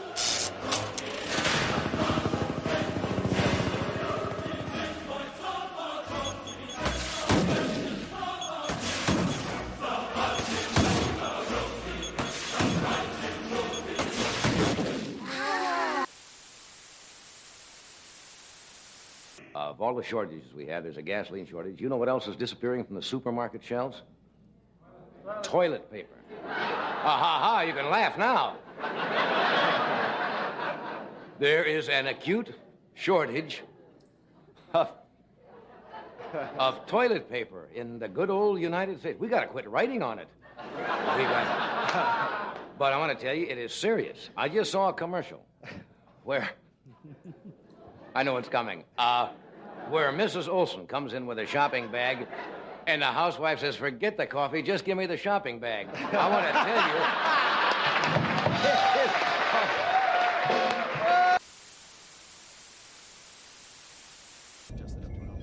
you. I'm Lieutenant Commander Data. Lieutenant Commander Christopher Hobson. By order of Starfleet, I hereby take command of this vessel. Please note the time and date in the ship's log. Excuse me, sir. I'd like to request a transfer. May I ask why? I don't believe I'd be a good first officer for you. Your service record to date suggests you would perform that function adequately. No, that's not what I mean. I don't think I'd be a good first officer for you. Why? Frankly, sir, I don't believe in your ability to command this ship. You're a fellow officer, and I respect that, but no one would suggest that a Klingon would be a good ship's counselor or that a Borellian could be an engineer. They're just not suited for those positions. By the same token, I don't think an android is a good choice to be captain. I understand your concerns. Request denied. Now, you can't legally join the Army till you're 18, but if you pre-enlist now, we will save you a spot in America's next unresolvable conflict. Mathematicians only are dealing with the structure of the reasoning, and they do not really care about what they're talking. They don't even need to know what they're talking about, or as they themselves say, or whether what they say is true. Now, I explain that. If you state the axioms, you say such and such is so, and such is so, and such is so, what then? Then the logic can be carried out without knowing what the such and such words mean. In other words, mathematicians prepare abstract reasoning that's ready to be used if you will only have a set of axioms about the real world. But the physicist has meaning to all the phrases. And there's a very important thing that a lot of people who study physics that come from mathematics don't appreciate. The physics is not mathematics, and mathematics is not physics. One helps the other. But you have to have some understanding of the connection of the words with the real world. And this is a problem which is not a problem of mathematics at all. Mathematicians also like to make their reasoning as general as possible. If you say, I have a three-dimensional space, the ordinary space, I want to talk about ordinary space. You know, you're in it, and you measure distances, and there are three numbers you need to tell where something is. You go breadth, width, and height. Three-dimensional space, and you begin to ask them about theorems. Then they say, now look, if you had a space of n dimensions, then here are the theorems. Well, I say, yeah, but I only want the case 3. Well, substitute n equals 3. And then it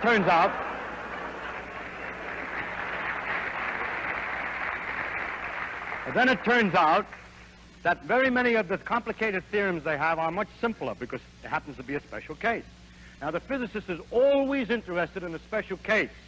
He's never interested in the general case. He's talking about something.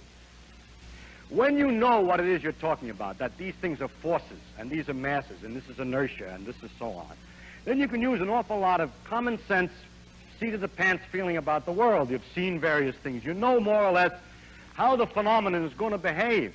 Well, the poor mathematician, he translates it into equations, and the symbols don't mean anything to him, and he has no guide but precise mathematical rigor and care in the argument. The mathematical rigor of great precision is not very useful in the physics, nor is the modern attitude in mathematics to look at axioms. Now, mathematicians can do what they want to do. One should not criticize them because they are not slaves to physics. It is not necessary that just because this will be useful to you, they have to do it that way. They can do what they will. It's their own job. And if you want something else, then you work it out yourself. Thanks for fitting us in, Sergeant Skinner. Oh, I'd do anything for my beloved Army. Well, how about re-enlisting? How about you bite me?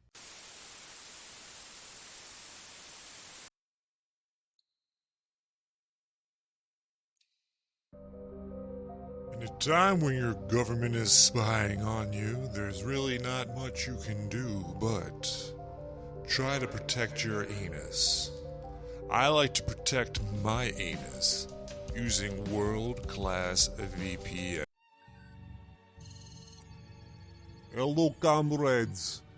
Do you know how it is hard to go onto a website with lactating men or watching little children ride little animals, and then you hear knock at door, is government man with gun waiting to shoot you, lock you up, put you into a cage, and put you on display for Lord and Savior Putin to beat you with his penis?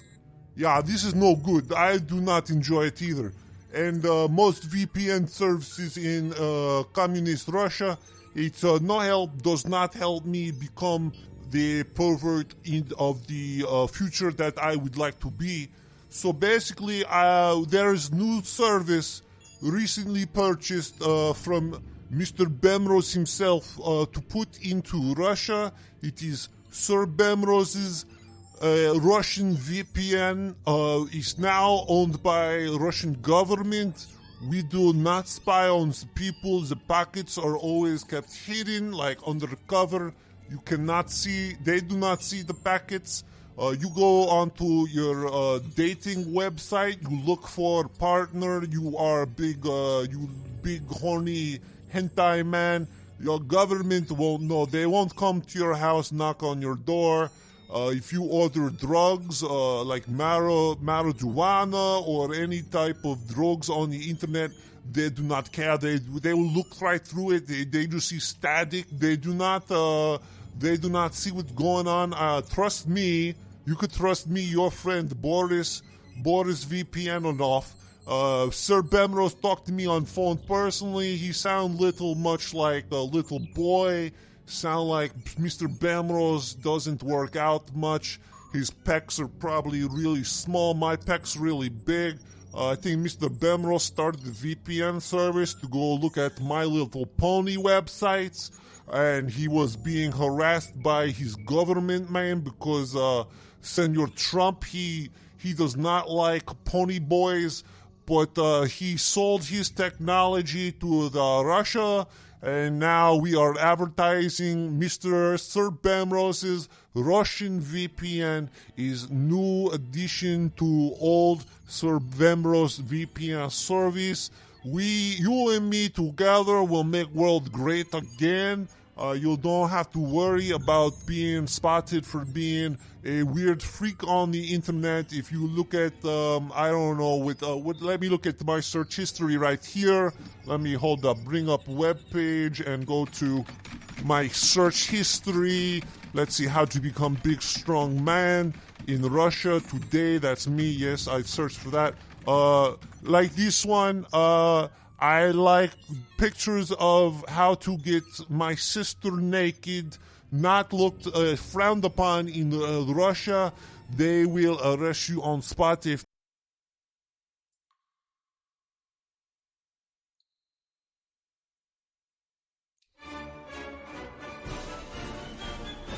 Beer, drink it. Sugar, eat it.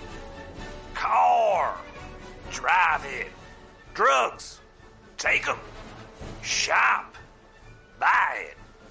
Nick the Rat Radio, donate to it. This message was approved by the U.S. government.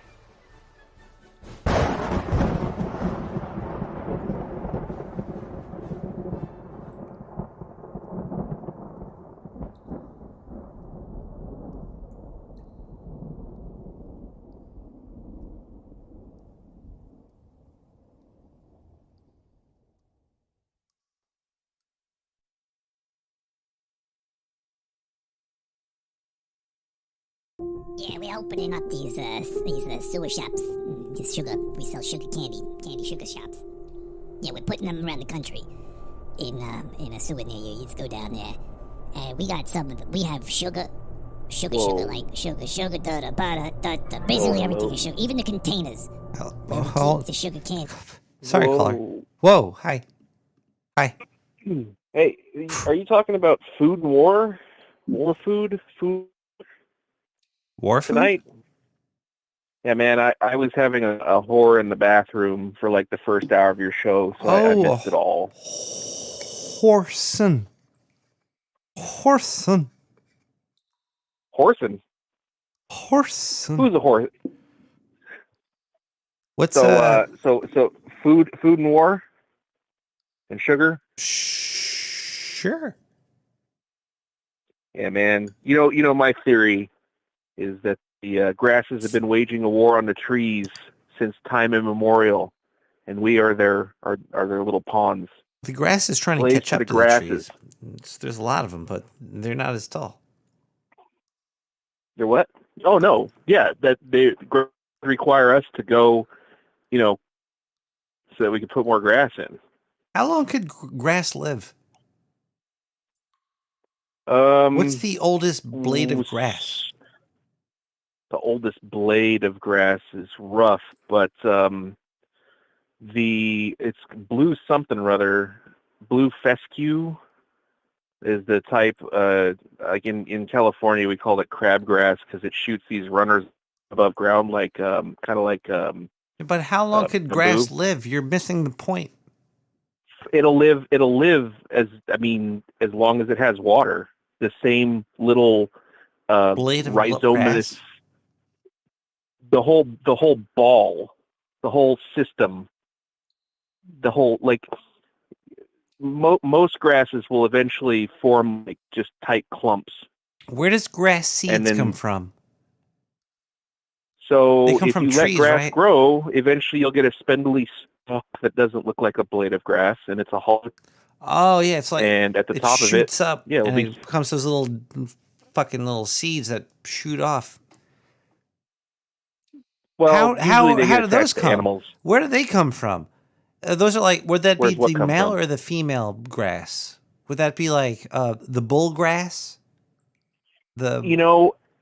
I don't actually know because I was watching sped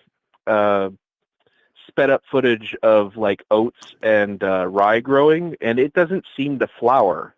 So it must all be like self-pollinating inside the stalk or something. Because I most things like when they want to go to seed, they flower. Caller, don't worry. Nobody knows the answer. To what? What makes grass seed? Well, if once it's old enough, and then the season, I imagine it'll want to go to seed before it you gets don't cold. know for sure. Aliens, and Could that be. I know for sure. Could be. Well, grass is alien to us. Well, you're not grass. Well, I mean, I am heavily controlled by grasses, though, as is almost every other human on the planet, because of gut bacteria and whatnot. Just don't. I find it interesting. The guy was talking about sugar making you hostile and anxious, and I don't. Is that what it does? Probably, It's supposed to but be kind either. of. Also, I like coffee without sugar. He downplayed Oh, sugar. He downplayed. He talks a lot. Oh, he does talk a lot. Oh yeah, he talks a lot. He doesn't do anything but talk. Is that is that the guy that was the voiceover for everything? It's What is his name? Robert Alan. Anton Wilson. Oh, I don't know who that is. That's interesting. Does he generally lecture about like socio-political stuff or No. weed? Usually weed. No. Well, I'm not. I mean, well, I guess I'll just have to keep listening to the show then, huh? Robert Anton Wilson will unlock your brain. He's a philosopher, I would say. I would say he's a philosopher. Does he do ASMR on Twitch? He's dead now. He just talks and doesn't stop. You're avoiding the question, and I find that very suspicious. His ghost might be on Twitch somewhere. I have to look.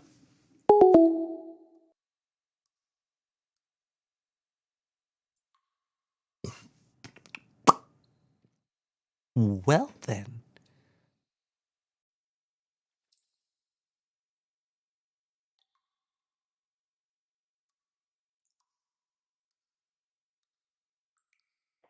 Caller?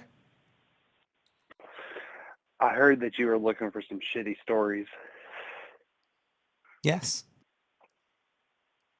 You ever been to LaGuardia? The airport? Yeah, LaGuardia. Yeah, I've been to LaGuardia Airport. I've seen horrors there that would make even the toughest man shiver down to his core, man. Well, think of airports in general. Stuff. Airport bathrooms. Oh, you know how many asses sit on those seats in one day? From around the world, too. Nick the Rat, when I say this, I mean this. I truly mean this. I would have rather had all the asses in LaGuardia Airport bathroom sit on my face than witness what I had to go through. Oh, dear. This is not for the faint of heart. Wait, caller. Hold on one second. I have to warn people. If you're listening to the show, and if you are not faint of heart, all right, continue, caller. So I'm sitting on my porcelain throne doing my paperwork, which in the business, paperwork is code for taking a number 2. You don't want to say, hey, I'm taking a massive, nasty shit over the radio. Caller, I have to interrupt you. Because you just brought a story up in my mind. It's going to be really quick.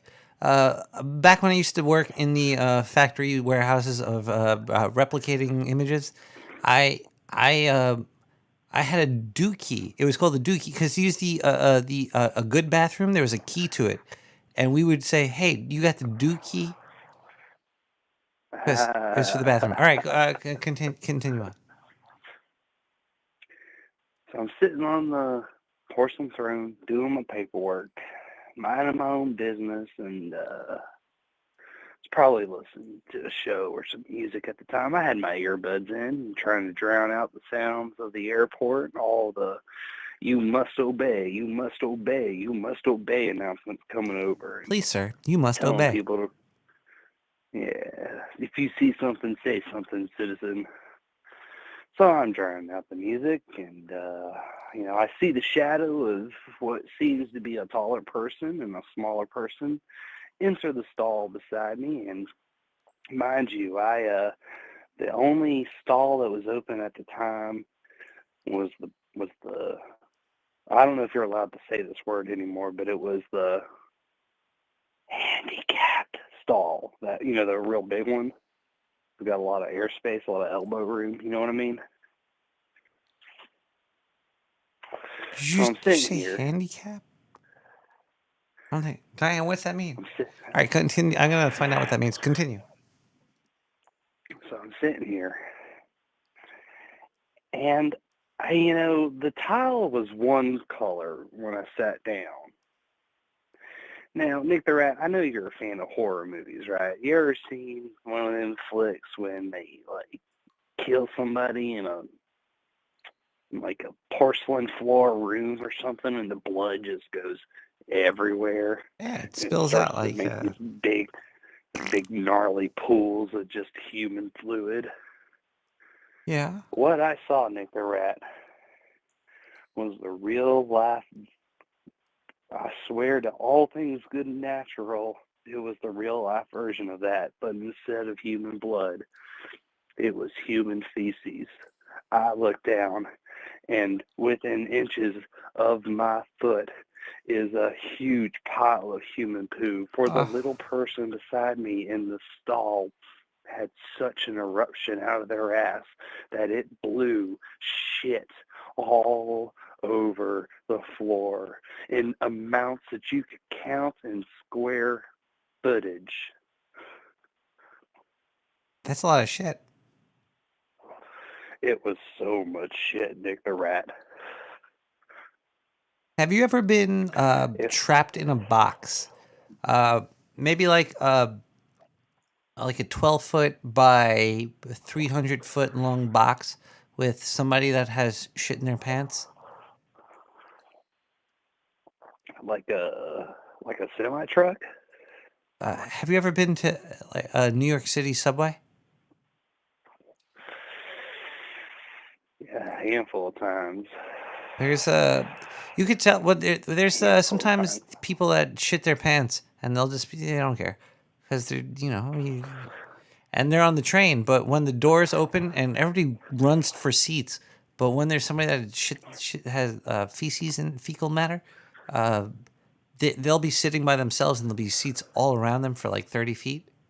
And you're like, why? Oh, okay, yeah. Oh, wait, that didn't take place in a bathroom. I do have one story. It is not my own story, but it is a story that still stays with me to this day if you care to have it. All right, one more story. One more story, caller. I had a boss at one point in time who used to travel the world doing his business, and he would travel with a sizable crew. And this one particular crew was traveling abroad in China. Now, I forget exactly which parts of China that they were playing. I've heard so many stories over the years, just the different crazy ass shit that they would see over there. But my boss, he was a real rough and tough dude. He was a sort of no shit taker sort of guy. And he was the sort of dude that worked with his bare hands. He would never wear gloves. That's just the sort of man that he was. And he's going to go do his paperwork at the top of the morning when they're getting ready to load in this show in China. And he gets into the stall and sees the toilet. The toilet's pretty grody. He's just going to take a leak and maybe try and find a different bathroom. So as he's standing there taking this piss, he starts looking at the stall walls, and he sees all of these streaks with human fingerprints in them. And he's trying to figure out, there's been this smell just kind of approaching on him this entire time.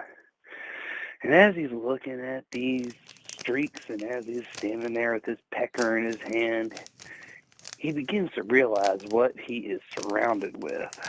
It seems that people have been doing their paperwork in this bathroom, and instead of using any toilet paper, because there seemed to be no toilet paper, It seemed that these individuals were wiping their asses with their bare hands and cleaning them off on the stall walls. He calmly put his pecker back into his pants, went and washed his hands real good, and then told the rest of the crew, hey, you guys might want to put some gloves on because you might not know what you'll be touching. Caller, have you ever smoked in a bathroom? Many a times. What's the youngest age you have done this at? Probably 22, 23. Too old. Let's listen to Baradine with Malin.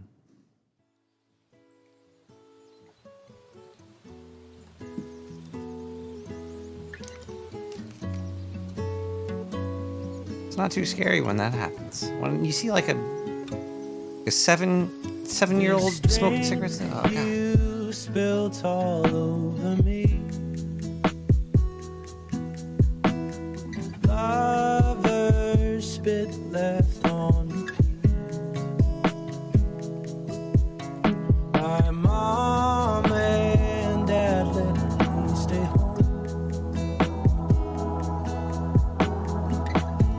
It drives me crazy.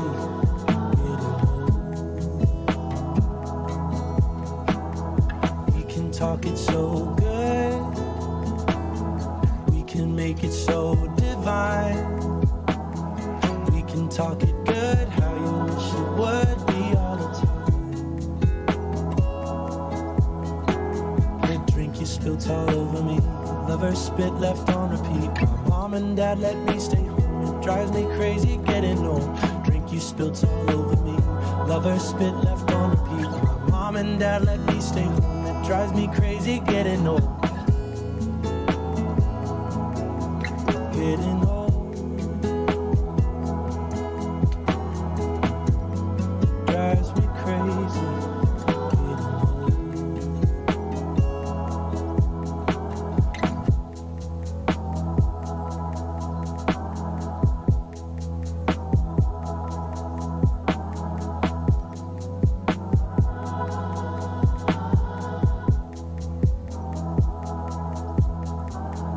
This dream isn't feeling sweet.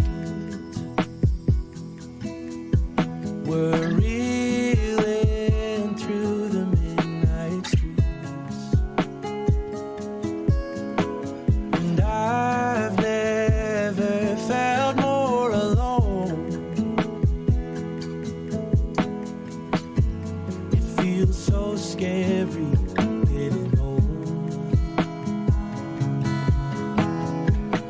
Talk it so good, we can make it so divine. We can talk it good, how you wish it would be all the time. This dream isn't feeling sweet, we're reeling through the midnight streets, and I've never felt more alone. Feels so scary getting old. This dream isn't feeling sweet, we're reeling through the midnight streets, and I've never felt more alone. Driving crazy, getting old. Friend I need, sharing beds like little kids. We laugh until our ribs get tough. That would never be enough. You're the only friend I need. We're sharing beds like little kids. We laugh until our ribs get tough. That would never be enough.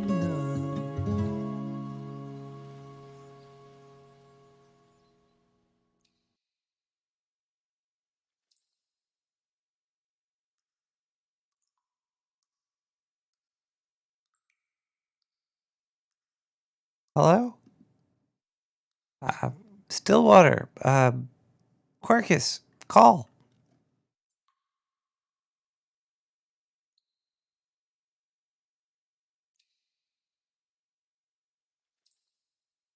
Caller. Hey, hello from Spearfish. Stillwater. How you doing, Nick? I'm pretty good drunk to hear right you, now. Dude. I'm pretty drunk. I'm playing Final Fantasy 2. I put about I'd say Okay. about like 10 hours into it so far. Okay, so like, what's happened like story-wise? All right, so there's these people that are bombing cities with airships, and Sid is like, Yep. "Hey, yo, I got this thing. It's the sun flame or some shit." And then You gotta get the snowmobile? that thing to blow up a big airship that's bombing everything. Yeah. Yeah, that's where I'm at. It's like it's early in the game, I think. So, have you been attacking yourself? Only in the bathroom. Dude, this is a unique feature that is found only in Final Fantasy II. If you attack yourself, you will get stronger at everything depending on what you do. I know whenever you attack, the weapon you're using levels you up, and you could have like two-hand attacks.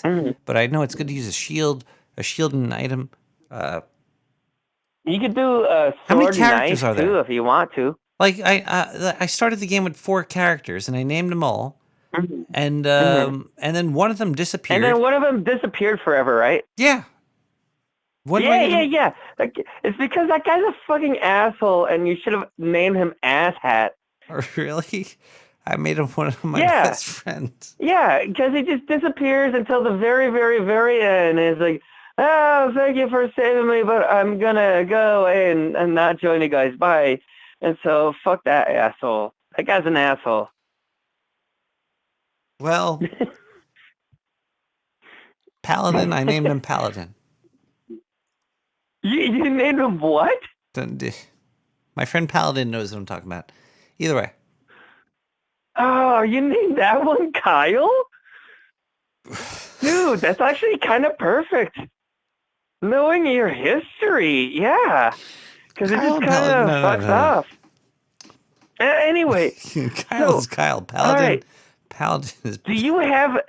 So the reason they got rid of that character is so that they could throw in temporary player characters throughout each of the chapters throughout the game.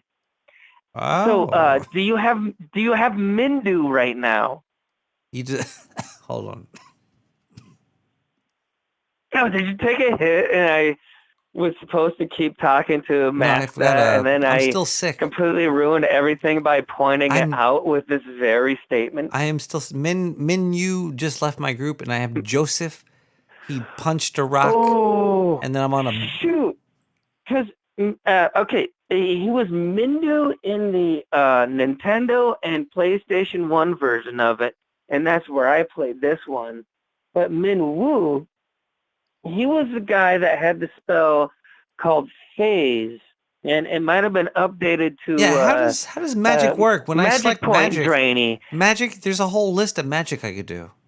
Do you lose each spell as you use it? I mean, okay, so like, all right, for anyone who plays this version later on, Nick the Rat missed out on this one, but if you have Minwu in your party, he has a spell that can drain mana.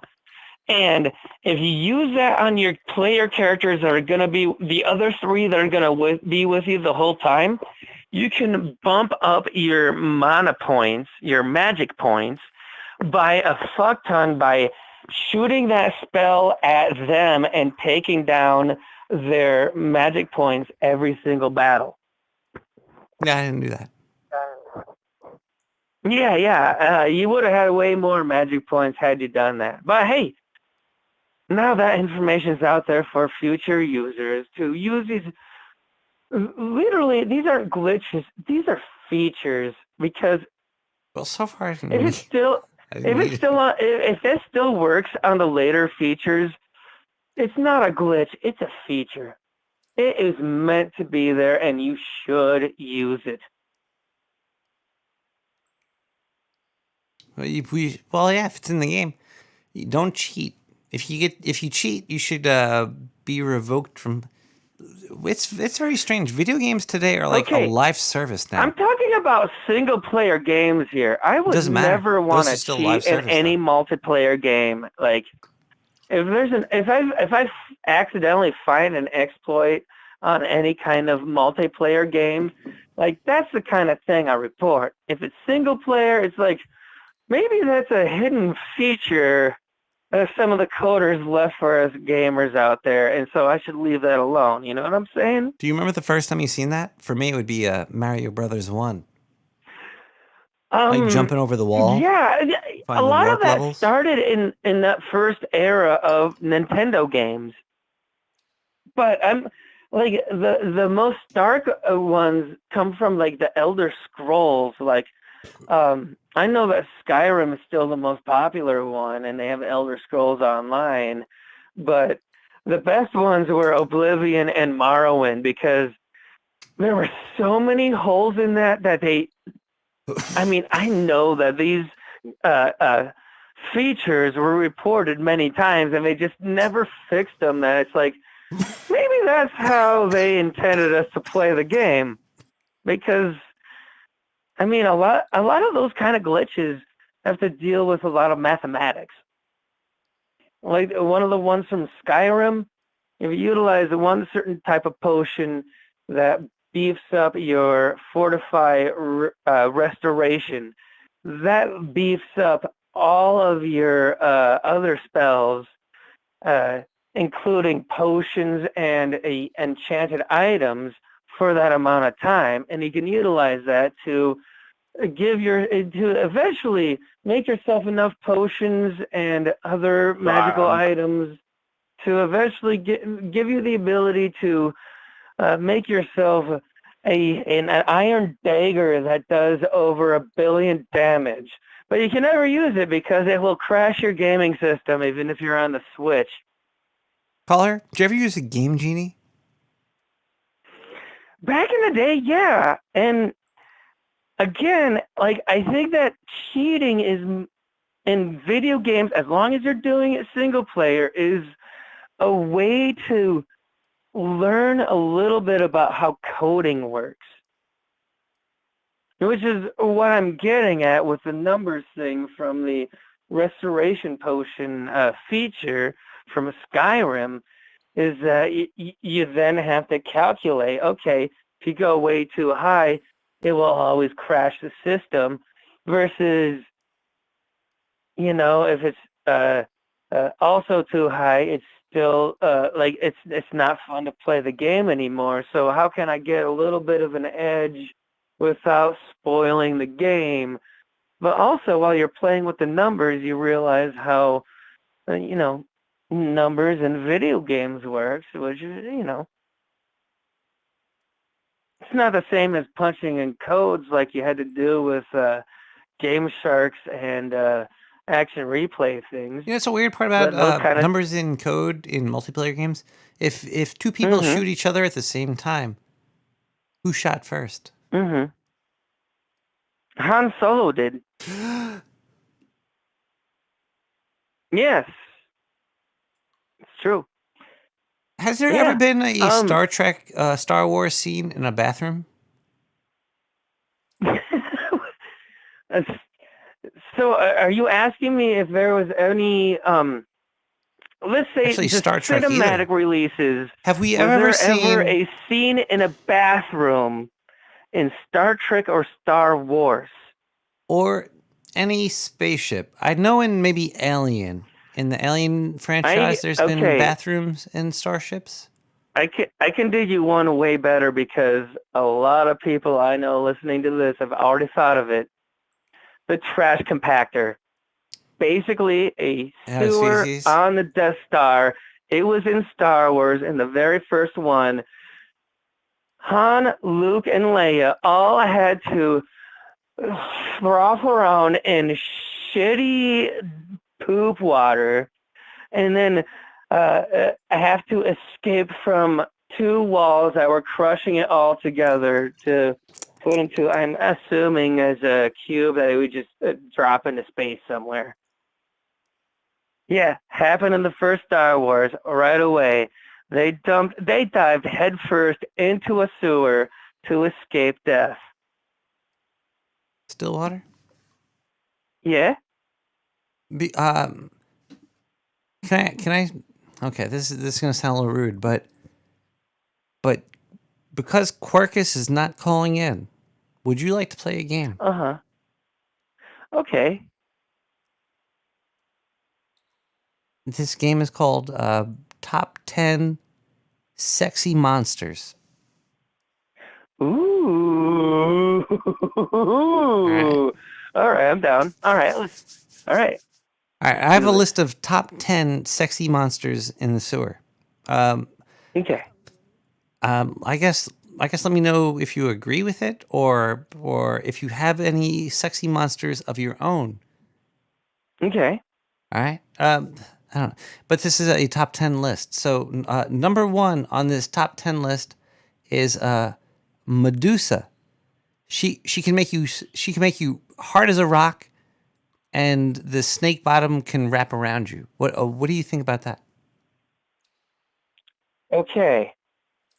Do you find Medusa to be sexy? If you're a submissive, that's gonna be at the top of your list. If you are the type that likes to be tied up and in the submissive role, that's your go-to.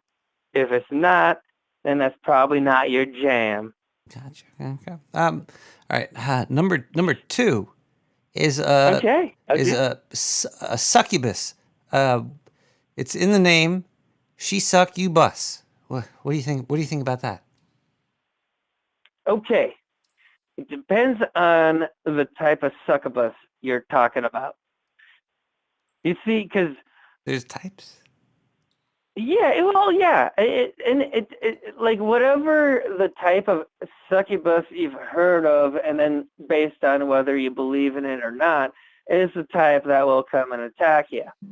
You see, because if you learned about a succubus from, say, D&D, and if you're decently versed in the lore of that, you understand the succubus from those type of terms, which is different than if you learned about it from a Judeo-Christian. Caller. I think the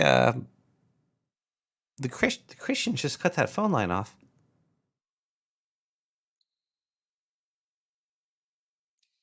I only got up to number 2. I think there's a top 10 list of.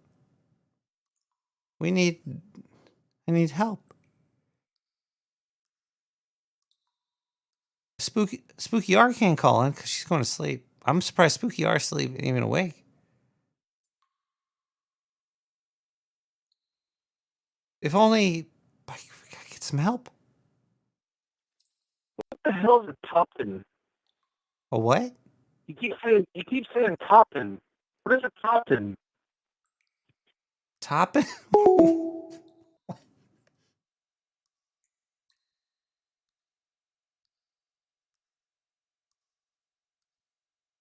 Toppin? Toppin?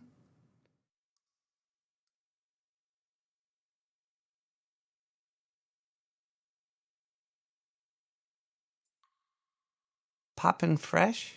Poopin'? Poopin'! Everybody's got to have a poopin' a horror story from the poop place. One time, I was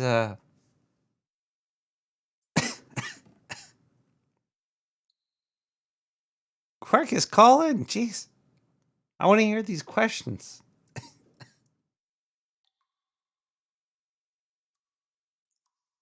Wait, hold on a second.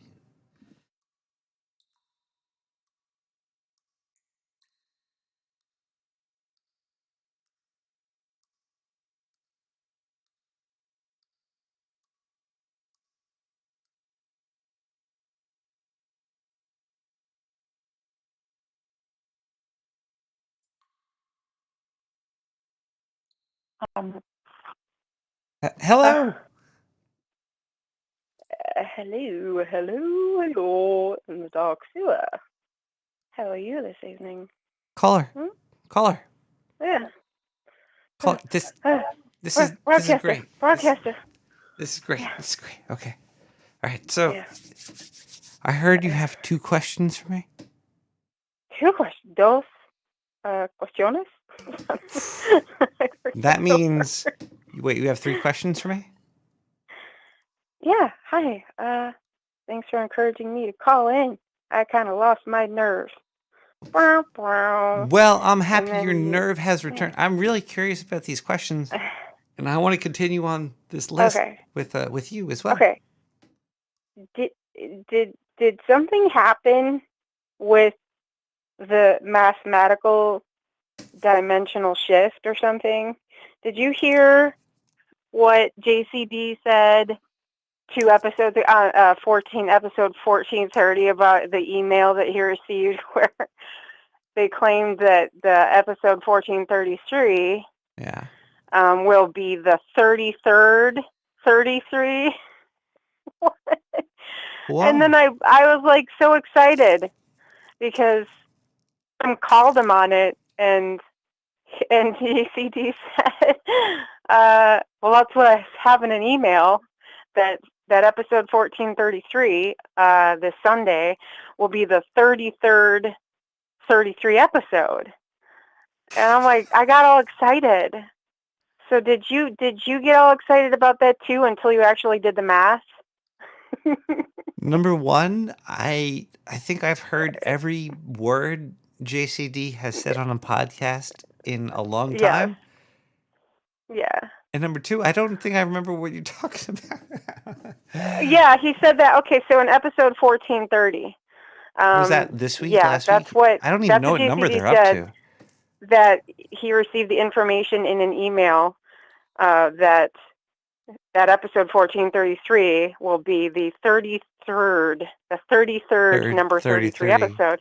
And I got all excited, and I was like, wait, did Nick also get tripped up like I did? Because I got all excited, and I was like, it's the 30. Wait, and then I did the math. I'm like, wait, am I doing something wrong? It's the 15th number 33 episode. Not the 33rd. Servo is doing numbers in the chat, and I'm seeing 331. I'm seeing numbers 133. I don't. Okay, 1 3 3 3 3 3 3. I don't think I could do. It's actually no. You're skipping the first 33 servo, so it's the 15th, because episode number 33 before episode 133, so it's the 15th. Those aren't 33rds. Those are 69s. It's not the 33rd number 33 episode of No Agenda. It will be the 15th, because you have to include the first number 33, which is before 133. Do you think so? 1433 is plus the first one, which was 033, and I got all excited about it being the 33rd number 33 episode of No Agenda. I didn't even stop to do the math, and then I went and repeated it to somebody. I was like, I'm all excited, and they're like, no, it's not. Oh shit! I didn't even do the math. Whoever you mentioned that to must have not have been drunk and is a math nerd. I don't know who emailed him. He didn't say who emailed him that, JCD. He just, Adam kind of made fun of it a little bit, something about nerding or mathing out. Do you ever listen to DH Unplugged? Sadly, not enough. John is very. They have people send in limericks. Limericks. Oh yeah, limericks. Limericks sounds like. Do they include a sea shanty or a jig? Do they include a Celtic jig or a sea shanty? Because I just prefer the limerick by itself. Then. They just do straight up monetary limericks or something. Monetary limericks. They talk about money and but John's very mean to people. Somebody sent a decent limerick in. Like they spent time making a limerick. Yeah. And John gave him a C-. Oh Jesus! He graded it. He grades it. Yeah, he graded it. Like this. Did he get graded when he was working in intelligence? Probably. He got graded. John's the head of the class, though. So. Okay, so the other question that I had was, since you don't know what I'm referring to exactly, I don't think you got tripped up, but it'll be the 15th. It'll be the 15th 33, not the 33rd. And also, because it is a 33, I wondered if you had any really special art planned. Stupid question, right? Or a moot question. Art Like, plan do you have any for no special agenda? art planned? Are you gonna do any art for it? Special art? It's a I have been Thursday. doing less and less art for no agenda because there's so many Yeah. artists now. I know. And they're so Even good. Nadia was talking about this on her last Bowls with Buds. The last Bowls with Buds Nadia did a couple of months ago. She was talking about the level and the quality of art now is just pro. So she's just like, I'm out. I'm actually Let's out. get- I'm just like, hey, you know, I'm gonna sit on. I don't have. Yeah. Oh man, no agenda. Also, I think maybe Oh, John's just mad at me because I keep calling him a communist. Well, you also said he's mean, and so you're trying to get back on the stream. Is that right? Maybe that's not the best way to go. I thought I hacked his Maybe code. It was calling like him red mean and a backgrounds. commie isn't exactly the best way to get back on the live stream. And you're going to make it. You're going to make it before. You're going to make it before May. Maybe. Before May. May. May. You may be Caller, live streaming. can we talk? Can we do a top 10 the sexy monsters? Oh, top 10 sexy monsters! We already Hell did yeah! 1 Okay, and what's 2. your We number? did. We're up What's to your number 6? Number 6 is witches. As long as you find a witch that showers on occasion, okay, they can make they can make you drugs that are stronger than Viagra. Monsters. Can they? They probably could. What about? Okay, can they be? They can be fictional, obviously. They, and then there's the real monsters. Do you think witches are sexy though? Do you think that depends on the witch? It does. That depends solely upon the witch. But okay. If they, I'd hate to make you do this, but your stereotypical witch, in your opinion, is a stereotypical witch sexy in your opinion, or does she need to shower more? She needs to weave a spell of cleanliness, of perpetual cleanliness, so that her pheromones and magic and the aroma of the herbs that she uses will emanate properly. Mm-hmm. Pheromones.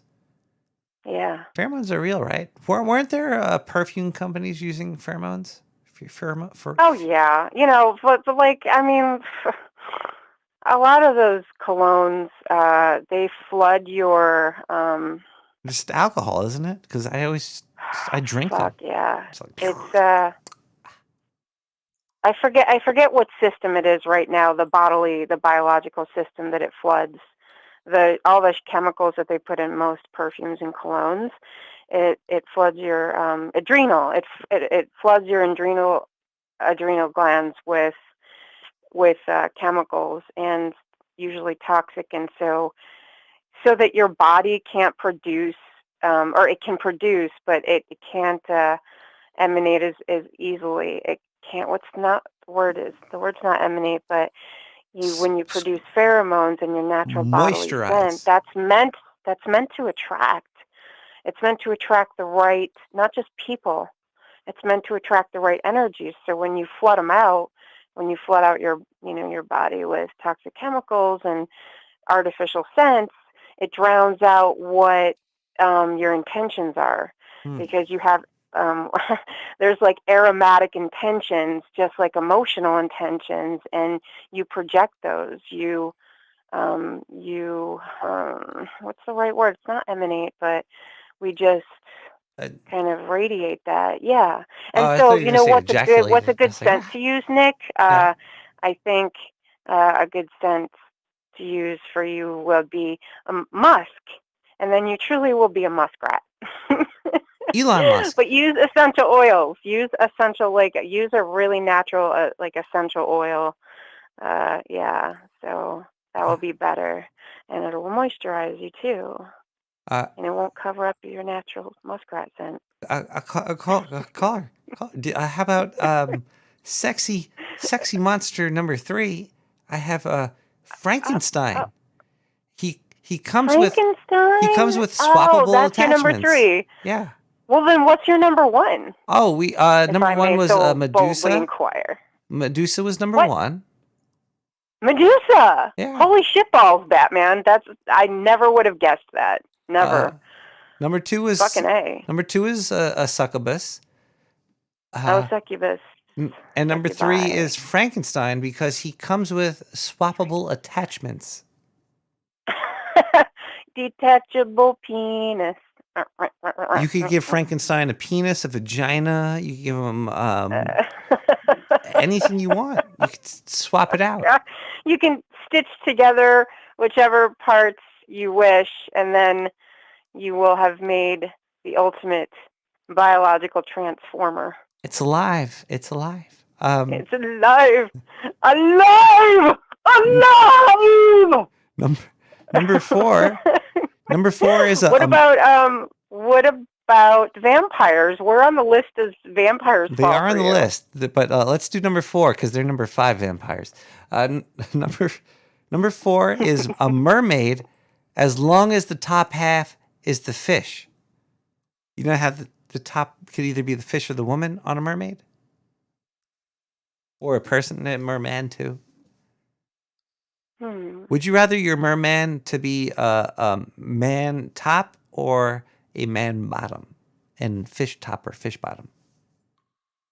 That's a great question, because what would the fish top look like, really? It would look just like a fish, be, but like, okay. Let's say the call Yeah, it. I'm right. also assuming your sexual preference. Do you prefer men or women? I am hetero, so I prefer men. Would you rather a really sexy torso and a dude that's Yeah. like, hey, dude? Well, yeah, because Ooh. fish eyes look like cold and mechanical to me. So the But- bottom half has to be the fishy, scaly part. Oh, I that's mean, true. That's let's true. Let's just say that when he goes on land, he can turn into a human, so that we can access those pleasurable parts that are more compatible with human parts. I'm learning a lot. Okay, number 5. I do have vampires. During the day, you could take advantage of them, and during the night, they could take advantage of you. If you're into that sort of thing. Well, what if it's a voluntary exchange? Did you ever think of that? What if the real caveat to I can't hypnotize a vampire. mating, like either mating with or communing with a vampire, what if it's more of a voluntary exchange? So that amps up both the pleasure and the sensory experience, all senses. What if that? What if it's a balance of voluntary, like an exchange? And what if it's that much more pleasurable simply because you're sharing it equally? But the vampires, they're on the top of the food chain. You're below them in the food chain. It's a whole different system. Maybe. Well, I don't know about that. When I Because say all they can live on is blood. That's all they can live on. We can derive nutrients from anything that's non-poisonous to us. So technically, would you eat a vampire? eat a vampire? They'll eat you. Or They'll eat you. beat? Oh, okay. Yeah, point. You I would say they're not going to eat you. They're just going to suck you dry. They're going to exsanguinate you. Yeah. I don't know. That might be. What if it's just like a slow comatose, feeling of coldness washing over you, and it's painless, and you sort of feel like you're fluxing in and out of dimensions while you're slowly dying a mortal death. If you're attracted to a vampire, put your pants over your head and your shirt over your legs, so when they try to suck on your neck. Yeah. No, I don't know. You're into some kinky shit because you're a rat. I'm not so kinky. Yeah, Ducky said vampires are kinky. That's true. That's why you put them so low on the list. Right, so 6 was witches. You don't want to be over kinkified. How about this one? Number 7? We have Bigfoot. He's got to have a huge You're dick. squatching down at 7. All right, okay. Squatching I at 7. see how There's a you 7 are. squatcher. You're squatching at 7. 7 is your squatch. So let's see. Do you think that they are terrestrial or interdimensional? Well, once they enter Or both? the rat, it's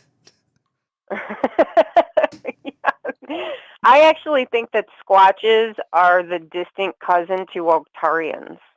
ooh, might be. Yeah. What do you think? Like, I think that we can't talk about Zindu.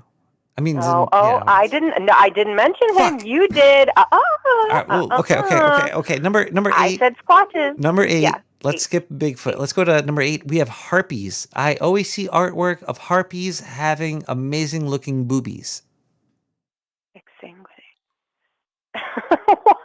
Harpies usually have harpies. You can just imagine it. It's always like a chicken legs and then like boobs. And they got nice boobs. Yeah, so a stick figure with And bangers. wings. Boobies. Pretty much boobs and wings. stick. It's like Popeyes. Popeyes with titty. Like, hey, can I get a box of flying tit monster? Great. Kentucky Fried Boobs? Harpies. Flying boobs. I mean, Jesus, can you get any better? I'd rather see that than the fucking military drones and cargo planes flying through these days. Thank you. I'd be much happier to see flying tits. And actually, there are flying tits. Ooh. There's a whole class of birds named tits. As a matter of fact, one of the species is called great tits. So you can ask somebody if they've seen any great tits lately. And if they get offended, say, I was referring to the bird. It's actually called great tits, plural, not singular. I just loved that when I read that. I could not believe there was a bird named Great Tits. There's a fish. That's fucking awesome. There's a fish at the Coney Island in the aquarium there. Like one of the first fish that you read is called the slippery dick. So you walk into the museum and like the first thing you see on the board says slippery dick. And that's where I start giggling. And I mean, you don't even have to be a pervert to enjoy the nature of that.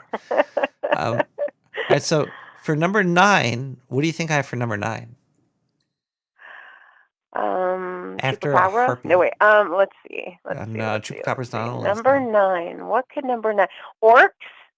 Ooh, no, close. I have. Is orcs? Oh, no. I don't think orcs.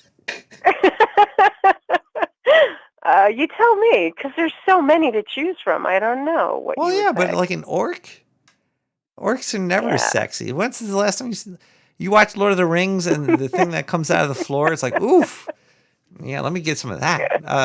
No, I have the blob. If it could just stop itself from eating you, it could be used as like a living lubricant that could suck on you. Without draining your life force and disintegrating your flesh. Just cover yourself in the blob. He's like, hey, I'm into this. He won't kill you. He'll just start sucking on you, and he'll get everywhere. Well, Oof. What if you're super ticklish like I am? You don't want that everywhere. I guess that's true. All right, caller, you got a point. Okay. Yeah, no, I never would have guessed that you'd put that in the top 10 because the blob is this sort of gelatinous, faceless, nameless, not nameless, but just. Hey, don't talk about the blob like alien. that. It's just the blob gives. We actually discovered that there is a mass like that, and that was published in the Science Journal a couple years ago. They found essentially a blob that didn't eat their skin off. It was able to adapt and become anything. Science so kinky. And lately. also, it had replicant and healing powers far beyond anything we've ever discovered. So it replicated at just a terrifying pace. And no matter what they did to it, it would restore, replicate, heal. It was the real deal. It was this gelatinous alien creature, which I think kind of gave birth to cephalopods at some point. Caller. Yeah. Caller, Yeah. what monster would you put on this list? What monster do you think is kind of sexy? Okay.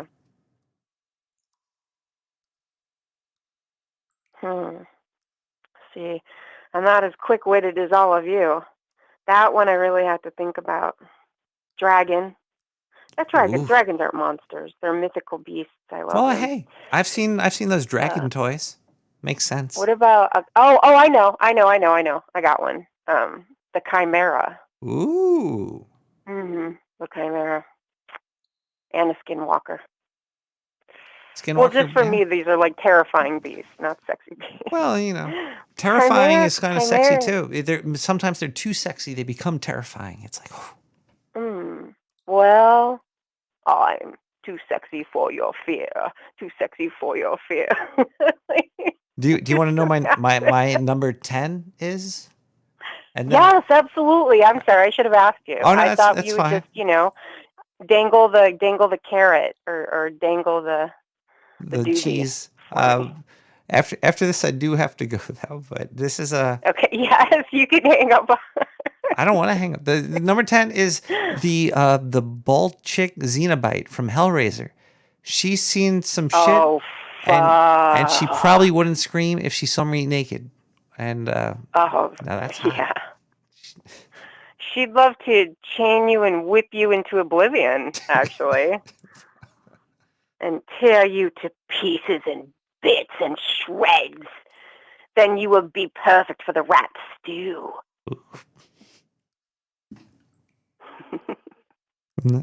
Caller, would you like to Is that say what you want? would you like to say goodnight to the sewer citizens? Yeah.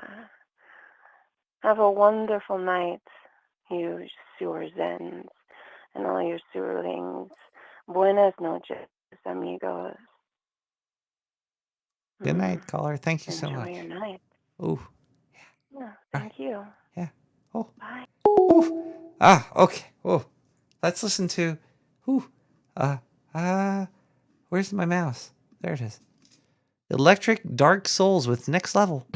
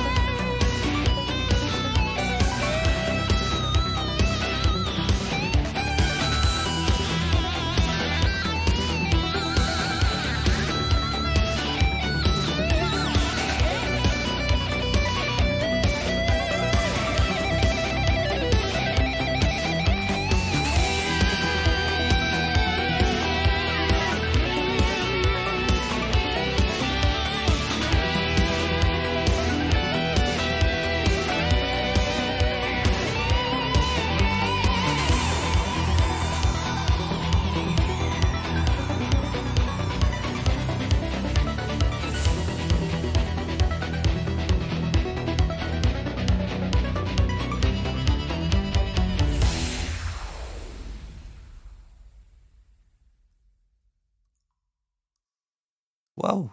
Hello, everybody. Welcome back to Nick the Rat Radio. Thank you, Diane. I thought I drank all of them. This cap's on weird. It's like not even on. I can't. It's weird when you get handed a beer and the cap's like not on, but I can't take it off. It's like somebody put this on like outside the factory. This is not a typical beer cap covering. Why is there glue here? Some idiot closed this beer? Come, Diane, you gave me an idiot beer. What is this? Is it a twisty? Diane.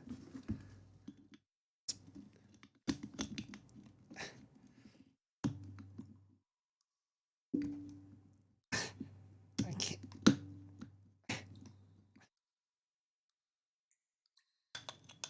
Don't worry, I'll get this. Ugh. There's like wax on this. Anyway. It smells. Is this older? It smells weird. Ooh, it tastes good. This is better than Brooklyn Lager. But it's just Brooklyn Lager. This is weed. Did you put something in my weed? What's going on?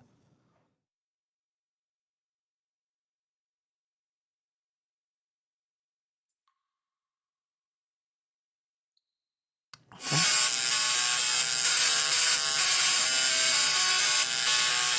Diane, what is this?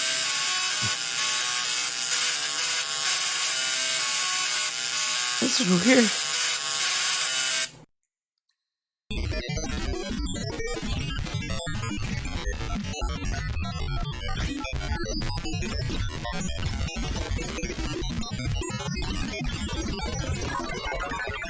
Hey everybody, yeah, it's me, Zindu. Alright, look. I peed. I was he's probably passed out by now. I was Octarian piss.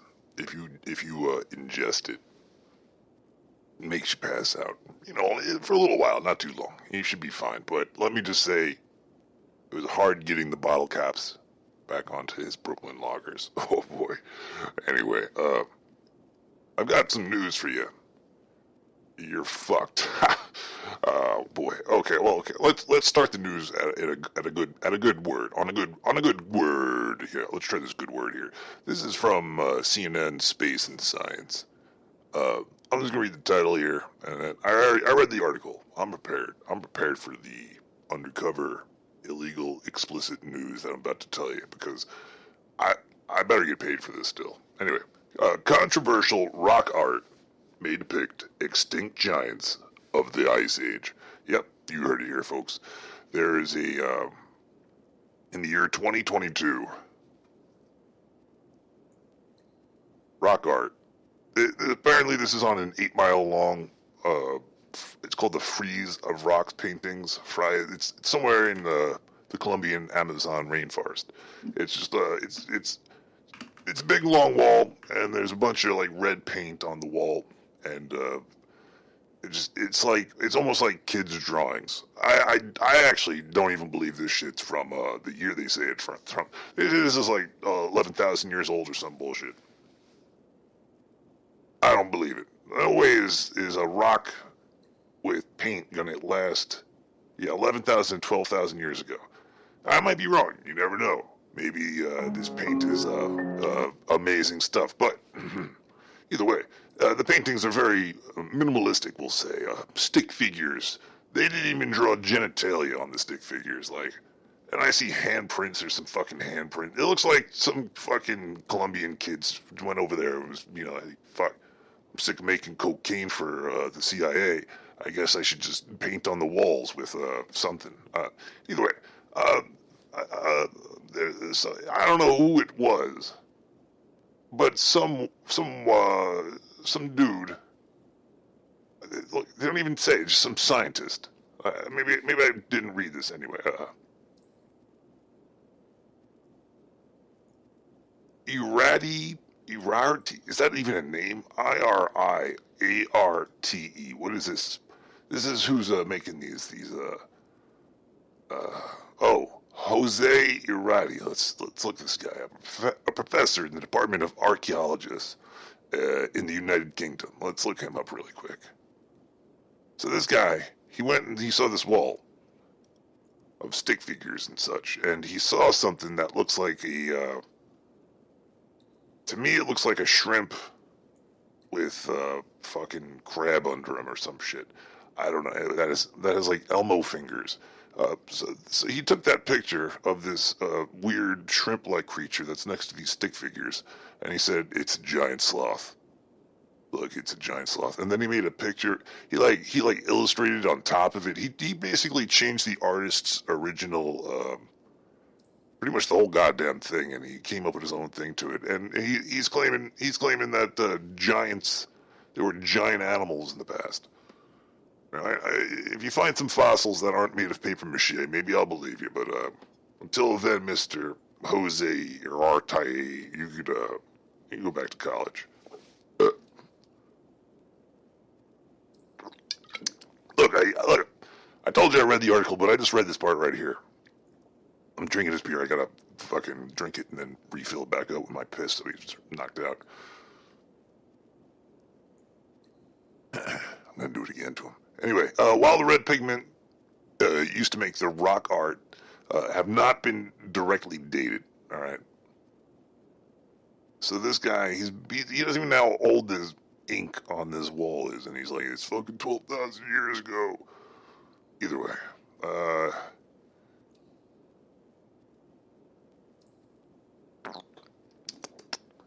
let's go on to the next story here. This is from the FDA. I don't even know, this might still be in there. So,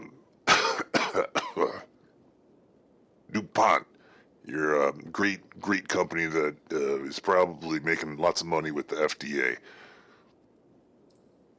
Came up with this weird chemical that they put in the insides of your McDonald's French fry cups and shit.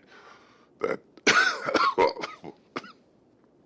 damn, Nick, your weed is strong. They put it in.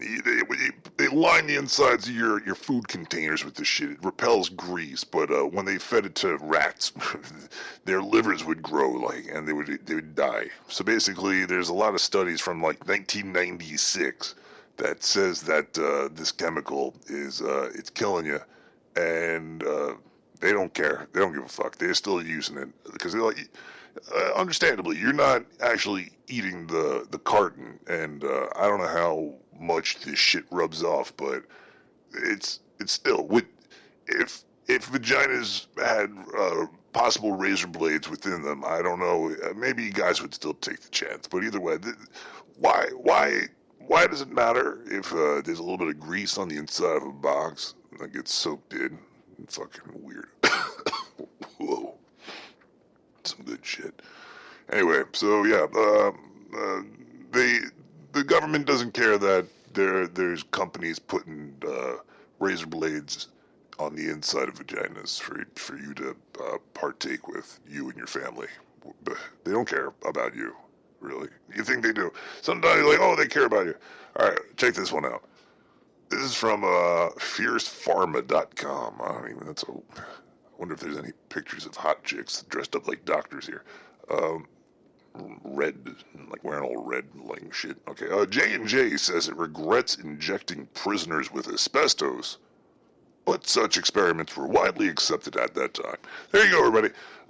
How do you know this was wildly acceptable at the time? Like, what is there? There's people were protesting in the street. Why aren't we injecting asbestos into prisoners? I don't know, but yeah, this is in 1971. So in 1971, this shit was great. You know, I went to jail for some fucking marijuana or something. Shoot them up with asbestos, see what happens. And then there's the whole talcum powder in the pussy thing that's giving ladies the cancer, the ovarian cancer. I think they got sued for that recently. It's great. It's great. You never know. Well, then again, why why are you putting talcum powder? Well, I guess you're putting in your panties because, you get the creases and the cracks. I put them between, the balls. Well, I got like 30 sets of balls, so I do have a lot of baby powder around. Keep them nice and dry. I like the boys. I don't like the boys getting sloshy and falling all over the fucking place.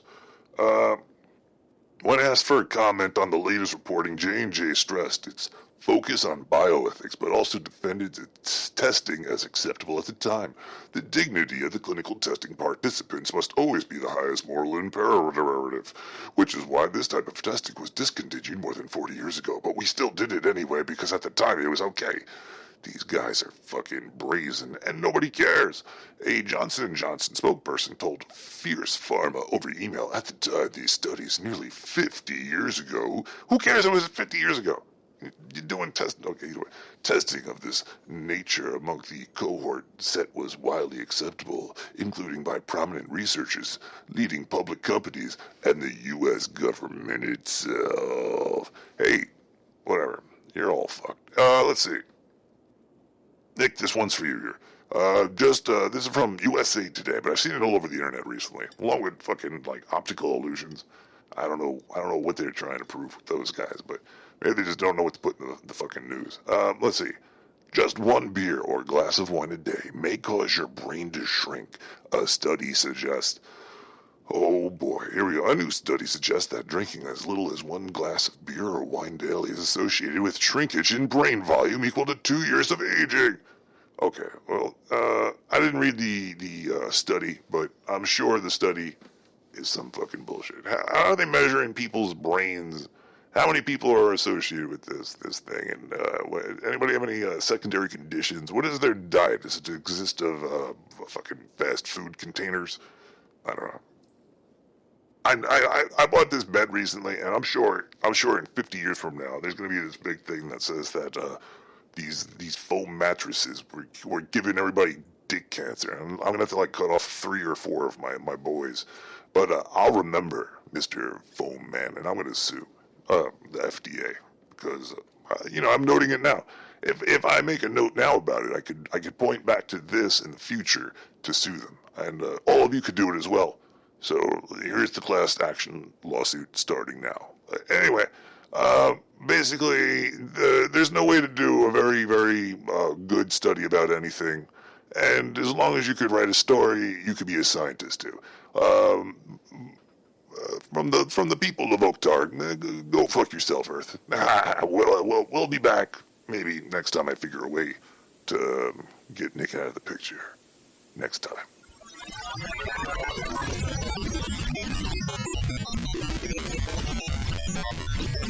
The first problem is how to start. You see, I'll start with all the known principles. But the principles that are all known are inconsistent with each other. So something has to be removed. So we get a lot of letters from people. We're always getting letters from people who are insisting that we ought to make holes in our guesses as follows. You see, you make a hole to make room for a new guess. Somebody says to you, people always say space is continuous, but how do you know when you get to a small enough dimension that there really are enough points in between? It isn't just a lot of dots separated by little distances. Or they say, those quantum mechanical amplitudes that you told me about, they're so complicated and absurd. What makes you think those are right? Maybe they aren't right. I get a lot of letters with such content, but I must say that such remarks are perfectly obvious and are perfectly clear to anybody who's working on this problem, and it doesn't do any good to point this out. The problem is not what might be wrong, but what might be substituted precisely in place of it. If you say anything precise, for example, in the case of a continuous space, suppose the precise proposition is that space really consists of a series of dots only, and the space between them doesn't mean anything, and the dots are in a cubic array. Then we can prove that immediately is wrong. That doesn't work. You see, the problem is not to change or to say something might be wrong, but to replace it by something, and that is not so easy. As soon as any real, definite idea is substituted, it becomes almost immediately apparent that it doesn't work. Secondly, there's an infinite number of possibilities of these simple types. It's something like this. You're sitting working very hard, you work for a long time trying to open a safe, and some Joe comes along who doesn't know anything about what you're doing or anything except that you're trying to open a safe. He says, why don't you try the combination 10, 20, 30? Because you're busy. You're trying a lot of things. Maybe you already tried 10, 20, 30. Maybe you know that the middle number is already 32 and not 20.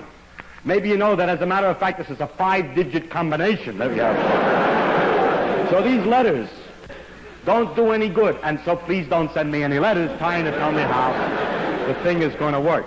I read them to make sure that I haven't already thought of that. But it takes too long to answer them because they usually in the class try 10, 20, 30. Michael Bravo, Daylight.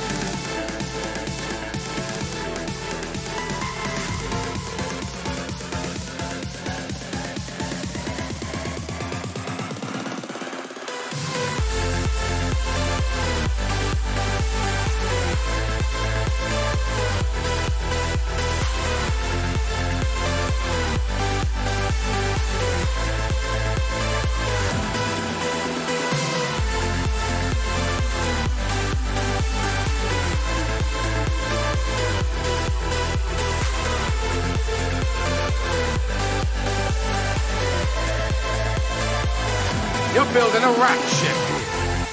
Fuck that shit!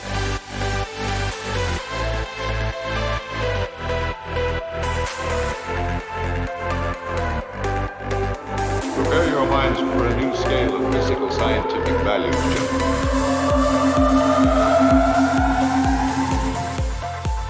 Anyway, I'm going to get this party started.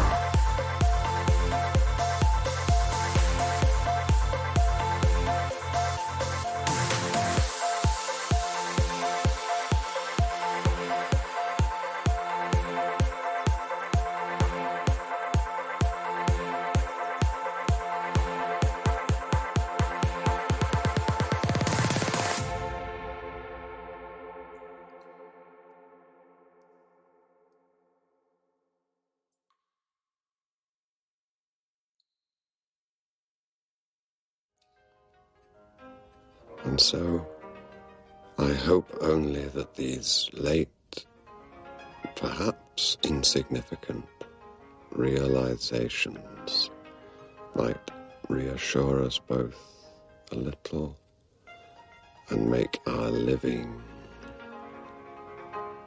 and our dying easier.